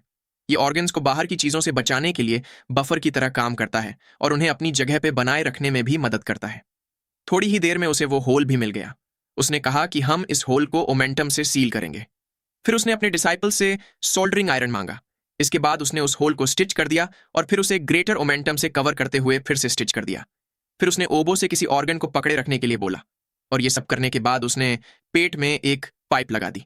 वहीं झोंगजिंग की तो ये देखकर हालत ही खराब हो चुकी थी। उसे यकीन नहीं हो रहा था कि वोनहुआ ने किसी का पेट खोलकर उसका इलाज करके उसे वापस से बंद भी कर दिया। फिर उसने वोनहुआ से कहा कि अभी तुमने मुझे और भी बड़ी दुनिया दिखा दी है, लेकिन आखिर तुमने मुझे अपनी ये सीक्रेट टेक्निक दिखाई भी क्यों? मुझे ऐसा नहीं लगता कि तुम शो ऑफ करने की कोशिश कर रहे थे। सामने से वोनहुआ ने बताया कि मैंने सुना है आपकी मेडिकल स्किल्स भी इतनी बढ़िया है कि आपको जिंगजोउ का डिवाइन फिजिशियन कहा जाता है। मेरे पास भी थोड़ा बहुत टैलेंट है, लेकिन मैं अभी भी सर्जरी के बाद पेशेंट्स का ख्याल रखने में थोड़ा इनएक्सपीरियंस्ड हूं। इसीलिए मैं आपसे पूछना चाहता हूं कि मुझे इसे कैसी दवाई देनी चाहिए जिससे वो जल्दी से रिकवर हो सके। ये सुन झोंगजिंग थोड़ा कंफ्यूज होते हुए पूछने लगा कि आखिर तुम कहना क्या चाहते हो? आगे से वोनहुआ ने मुस्कुराते हुए उसे बताया कि मैं ये पूछना चाहता हूं कि क्या आप मेरे साथ पेशेंट्स का इलाज करना पसंद करेंगे? झोंगजिंग पूछने लगा कि क्या वाकई में? थोड़ी देर बाद चाय पीते हुए झोंगजिंग ने वोनहुआ से कहा कि मुझे यकीन नहीं हो रहा कि आपके जैसा डिवाइन फिजिशियन दवाइयों के मामले में खुद को मुझसे कम नॉलेजेबल डिक्लेयर करेंगे। ये सुन वोनहुआ सोचने लगा कि भले ही मैं दवाइयां कितनी भी अच्छी बना लेता हूं, लेकिन मैं झोंगजिंग जिसने कि मॉडर्न ट्रेडिशन मेडिसिन को डेवलप किया था उससे कंपेयर नहीं कर सकता। भले ही मैं सर्जरीज में कितना भी अच्छा हूं, लेकिन सर्जरी के बाद अच्छे से ख्याल ना रखे जाने पर पेशेंट खतरे में पड़ सकता है। इसलिए सर्जिकल डिपार्टमेंट और इंटरनल मेडिसिन डिपार्टमेंट का साथ मिलकर काम करना ही सबसे बेहतर है। फिर वो अपने पास्ट का सीन याद करके सोचने लगा कि लेकिन इन दोनों डिपार्टमेंट्स का साथ में अच्छे से मिलकर रहना तो सिर्फ सपने में ही पॉसिबल हो सकता है। ऊपर से जो इंटरनल मेडिसिन का नॉलेज मेरे पास है वो मॉडर्न सर्जिकल इक्विपमेंट के साथ ही काम आ सकता है। इसलिए मुझे एक ऐसा बंदा चाहिए जिसे इस ईरा के मेडिकल साइंस का अच्छा एक्सपीरियंस हो। फिर उसने झोंगजिंग से कहा कि मैंने सुना है कि चांगशा का सुनजियान रिबेलियन को सप्रेस करने यहां आया हुआ है। इससे काफी सारे लोग घायल भी होंगे और मारे भी जाएंगे। झोंगजिंग ने बताया कि मुझे लगता है कि सुनजियान जल्द ही रिबेलियन को संभाल लेगा। तभी वोनहुआ सीरियस एक्सप्रेशन के साथ बोलने लगा कि मैंने पिछले 8 साल बैटलफील्ड पे गुजारे हैं, इसलिए मैं अच्छे से बता सकता हूं कि अगला रिबेलियन कहां होगा। मुझे पक्का यकीन है कि अभी जिंगजो में और भी रिबेलियंस होंगे। येलो टर्बन रिबेलियन खत्म हो चुका है, लेकिन लोगों पे अभी भी अत्याचार हो रहा है। क्या यही इस रिबेलियन की वजह नहीं है? अगर आप मेरी मदद करें तो हम और भी ज्यादा लोगों को बचा पाएंगे। सामने से झोंगजिंग ने कहा कि मैं इसे एक्सेप्ट तो कर लूंगा, लेकिन इसके लिए मेरी एक शर्त है। मैं चाहता हूं कि आप हर किसी का इलाज करें, फिर चाहे वो कोई भी हो। इसके बदले मैं इसकी सारी रिस्पॉन्सिबिलिटी लूंगा। ये सुन वोनहुआ बोलने लगा कि इसमें पूछने वाली क्या बात है? रिस्पॉन्सिबिलिटी तो मैं भी ले सकता हूं। ये देख झोंगजिंग भी ऑकवर्ड होकर बोलने लगा कि आप तो काफी आसानी से मान गए। वोनवा ने उसे बताया कि ऐसा इसीलिए क्योंकि हम दोनों ही ज्यादा से ज्यादा लोगों को बचाना चाहते हैं, और मैं ये भी जानता हूं कि आप किस बारे में परेशान हैं। कई फिजिशियंस जिन्होंने येलो टर्बन आर्मी के बंदों का इलाज किया था, उन्हें गवर्नमेंट फोर्सेस के द्वारा गद्दार डिक्लेयर करके मार दिया गया था। जोंगजिंग ने कहा कि हाँ, उनमें से काफी सारे लोगों को मार दिया गया था, लेकिन आप चिंता मत कीजिए हुआ तू, मेरे पास अभी भी फॉर्मर गवर्नर के तौर पे काफी इन्फ्लुएंस है। मैं आपको हर कीमत पे प्रोटेक्ट करूंगा। तभी वोनहुआ ने उसे अपना असिस्टेंट इंपीरियल सेंसोरेट का प्लाक दिखा दिया। ये देख जोंगजिंग तुरंत ही खड़ा होते हुए उसे ग्रीट करने लगा। वोनहुआ खुश होते हुए सोच रहा था कि अब मुझे इंटरनल मेडिसिन डिपार्टमेंट का चीफ भी मिल चुका है। वहीं जोंगजिंग अभी भी वोनहुआ के असिस्टेंट इंपीरियल सेंसरेट होने की बात से थोड़ा एम्बेरेस्ड था। फिर हमें कुछ दिन बाद का सीन दिखाया जाता है। वोनहुआ जोंगजिंग को एक्यूपंक्चर मेथड सिखा रहा था। जोंगजिंग भी उसकी सारी टेक्निक समझते हुए उसे नोट किए जा रहा था। फिर वो भी उन लोगों को इंटरनल मेडिसिन का नॉलेज सिखाने लगा। वो दोनों कई बार साथ में मेडिकल हर्ब्स इकट्ठा करने पहाड़ों पे भी जाया करते थे। ऐसे ही वुशिंग का रिबेलियन शुरू हुए 3 महीने बीत जाते हैं। जोंगजिंग टेंट के बाहर खड़ा इसी बारे में सोच रहा था कि कैसे सुन जियान ने कुछ ही वक्त में रिबेलियन को सप्रेस कर दिया। हुआतुओं के कहे मुताबिक ही रिबेलियन वाकई में 3 बार अकर हुआ। अगर हुआतुओं ना होता तो कैजुअलिटीज और भी ज्यादा होती। तभी पीछे से कोई भागकर जोंगजिंग को आवाज लगाते हुए उसके पास जाने लगा। जोंगजिंग ने भी उस बंदे को ऑफिशियल मून बुलाते हुए ग्रीट किया। उस ऑफिशियल ने उनकी ओर एक लेटर बढ़ाते हुए कहा कि प्लीज इसे ले लीजिए, ये गवर्नर सुनजियान की ओर से आप दोनों को ही इनविटेशन है। उन्होंने रिबेलियन को सप्रेस करने की खुशी में एक दावत रखी है, और साथ ही उनके दूसरे बेटे का बर्थडे भी है। फिर सीन सुनजियान के ऑफिशियल रेजिडेंस पे शिफ्ट होता है। अभी वक्त चल रहा है साल 187। वोनहुआ और जोंगजिंग भी यहां पहुंच चुके होते हैं। वो दोनों ही इतनी शानदार दावत देखकर काफी इंप्रेस्ड थे। तभी किसी ने उन दोनों को यहां आया हुआ देख लिया। वो तुरंत ही उनके पास पहुंचकर वेलकम करते हुए बोलने लगा कि मैंने हुआतुओं को कुछ बार कैंप पे देखा हुआ है। मैं आप दोनों को अपना ग्रेटिट्यूड दिखाना चाहता हूं, क्योंकि आपकी वजह से ही कैजुअलिटीज इतनी कम हुई है। दरअसल ये बंदा होता है गवर्नर सुन जियान। फिर उसने वोनहुआ को असिस्टेंट इंपीरियल सेंसरेट बुलाते हुए थैंक यू कहा। वोनहुआ ने भी उसे ग्रीट करते हुए सोचा कि लगता है इसने मेरा बैकग्राउंड भी चेक करवाया है। तभी सुन जियान ने ऊंची आवाज के साथ सबका ध्यान अपनी ओर खींचा। उसने सबको अपना कप उठाने को बोलते हुए कहा कि हमने रॉयल फैमिली पे बुरी नजर डालने वालों को पूरी तरह से खत्म कर दिया है। Long live his majesty. सारे लोग अपने अपने कप उठाते हुए एम्परर का नाम चिल्लाने लगे। वोनहुआ और जोंगजिंग भी मुस्कुराते हुए ड्रिंक करने लगे।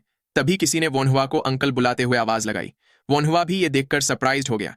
ये बच्चा सुन जियान का दूसरा बेटा सुन चुआन होता है, जिसकी उम्र 6 साल है। उसने वोनहुआ से पूछा कि क्या आप ही हुआतुओं हैं? तभी सुन जियान ने वहां आकर हंसते हुए पूछा कि चुआन ब्रैड, क्या तुम अभी से कनेक्शंस बनाने लग गए? चुआन भी अपने फादर को यहां देखकर खुश हो गया। वोनहुआ भी मुस्कुराते हुए चुआन को देखने लगा। इसके बाद सुन जियान ने चुआन को उठाते हुए कहा कि बेटा, मुझे हुआतुओं से कुछ बात करनी है, इसलिए हमें थोड़ी प्राइवेसी दो। चुआन भी तुरंत ही उसकी बात मान गया। वोनहुआ मुस्कुराकर जाते हुए चुआन को देखने लगा। उसके जाने के बाद सुन जियान ने वोनहुआ से कहा कि मैंने सुना है कि तुम काओ तेंग के स्वॉर्न ग्रैंडसन बन चुके हो, इसलिए मैं सुन जियान आपसे कुछ बात पूछना चाहता हूं, असिस्टेंट इंपीरियल सेंसरेट। उसके एक्सप्रेशन देख वोनहुआ तुरंत ही उसकी बात काट कर बीच में ही बोलने लगा कि मेरा मानना है कि सारी अथॉरिटी हिज मैजेस्टी को ही बिलोंग करती है, और मुझे उन घमंडी यूनक्स के आसपास भटकना भी पसंद नहीं है। यह सुनकर सुन जैन ने पूछा कि लेकिन तुम तो काओ तेंग के स्वॉर्न ग्रैंडसन हो ना? सामने से वोनहुआ ने पूछा कि क्या येलो टर्बन रिबेलियन होने की असली वजह वो कमीने यूनक ही नहीं थे? सुन जियान ने उसकी बात में हामी भरते हुए कहा कि लेकिन कोई ये बात इतना ओपनली नहीं बोलता। वोनहुआ ने कहा कि मुझे इसकी वजह से इतने सारे पेशेंट्स को ट्रीट करना पड़ा। क्या तुम्हें लगता है कि इसके बावजूद भी मेरे मन में उनके लिए अच्छे विचार होंगे? वोनहुआ की बात सुनकर सुन जियान बोलने लगा कि तो फिर मुझे उम्मीद है कि तुम उन यूनक्स की तरह सत्ता के पीछे नहीं भागोगे। वोनहुआ ने तुरंत ही जवाब देते हुए बताया कि मुझे उन सब की कोई परवाह नहीं है, लेकिन मैं भी आपसे कुछ पूछना चाहता हूं गवर्नर सुन जियान। अगर आपको ऐसी ताकत दी जाए जिसे कि आप मना ना कर सके तो आप क्या करेंगे? सुन जियान हंसते हुए बोलने लगा कि ये तो मुझे भी नहीं पता, क्योंकि मैंने तो कभी ऐसी ताकत मिलने के बारे में सोचा भी नहीं है। वोनहुआ उसे देख मन ही मन बोलने लगा कि ये देखना इंटरेस्टिंग होगा कि ये रॉयल सील मिलने पे क्या करेगा। फिर सुन जियान ने वोनहुआ को ग्रीट करते हुए कहा कि आप इस दावत के मजे लीजिए, और अभी यहां से जाइएगा मत, क्योंकि शाम को मेरे दूसरे बेटे का बर्थडे भी है। इतना बोल सुन जियान अपने बेटे की ओर जाने लगा। उसने उसके साथ चलते हुए बताया कि ये हुआतुओ एक अच्छा इंसान है, तुम्हें उससे काफी कुछ सीखना चाहिए। चुआन ने भी मुस्कुराते हुए उसे हाँ में जवाब दिया। पीछे खड़े वोनहुआ ने सोचा कि चलो, इसी बहाने मुझे भी थोड़ा ब्रेक मिल जाएगा। अब इन्होंने मुझे इनवाइट कर ही दिया है, तो मेरा यहाँ से चला जाना काफी रूड होगा। लेकिन थोड़ी देर बाद ही चुआन किसी डिजीज के चलते बीमार हो जाता है। तो इस पार्ट को अब हम यहीं खत्म करते हैं। वैसे ये इस मानहवा का सेकंड लास्ट पार्ट है, इसलिए मैं चाहता हूं कि आप सब लोग मुझे कमेंट करके बताएं कि आपने ये मानहवा यहां तक क्यों देखी। इस मानहवा में ऐसी तो क्या खास बात थी जो आपने इसे अब तक फॉलो किया? ये चीज़ मुझे कमेंट करके ज़रूर बताइएगा ताकि मैं आपके लिए ऐसी ही इंटरेस्टिंग मानहवा लाता रहूं। तो मिलते हैं नेक्स्ट पार्ट में।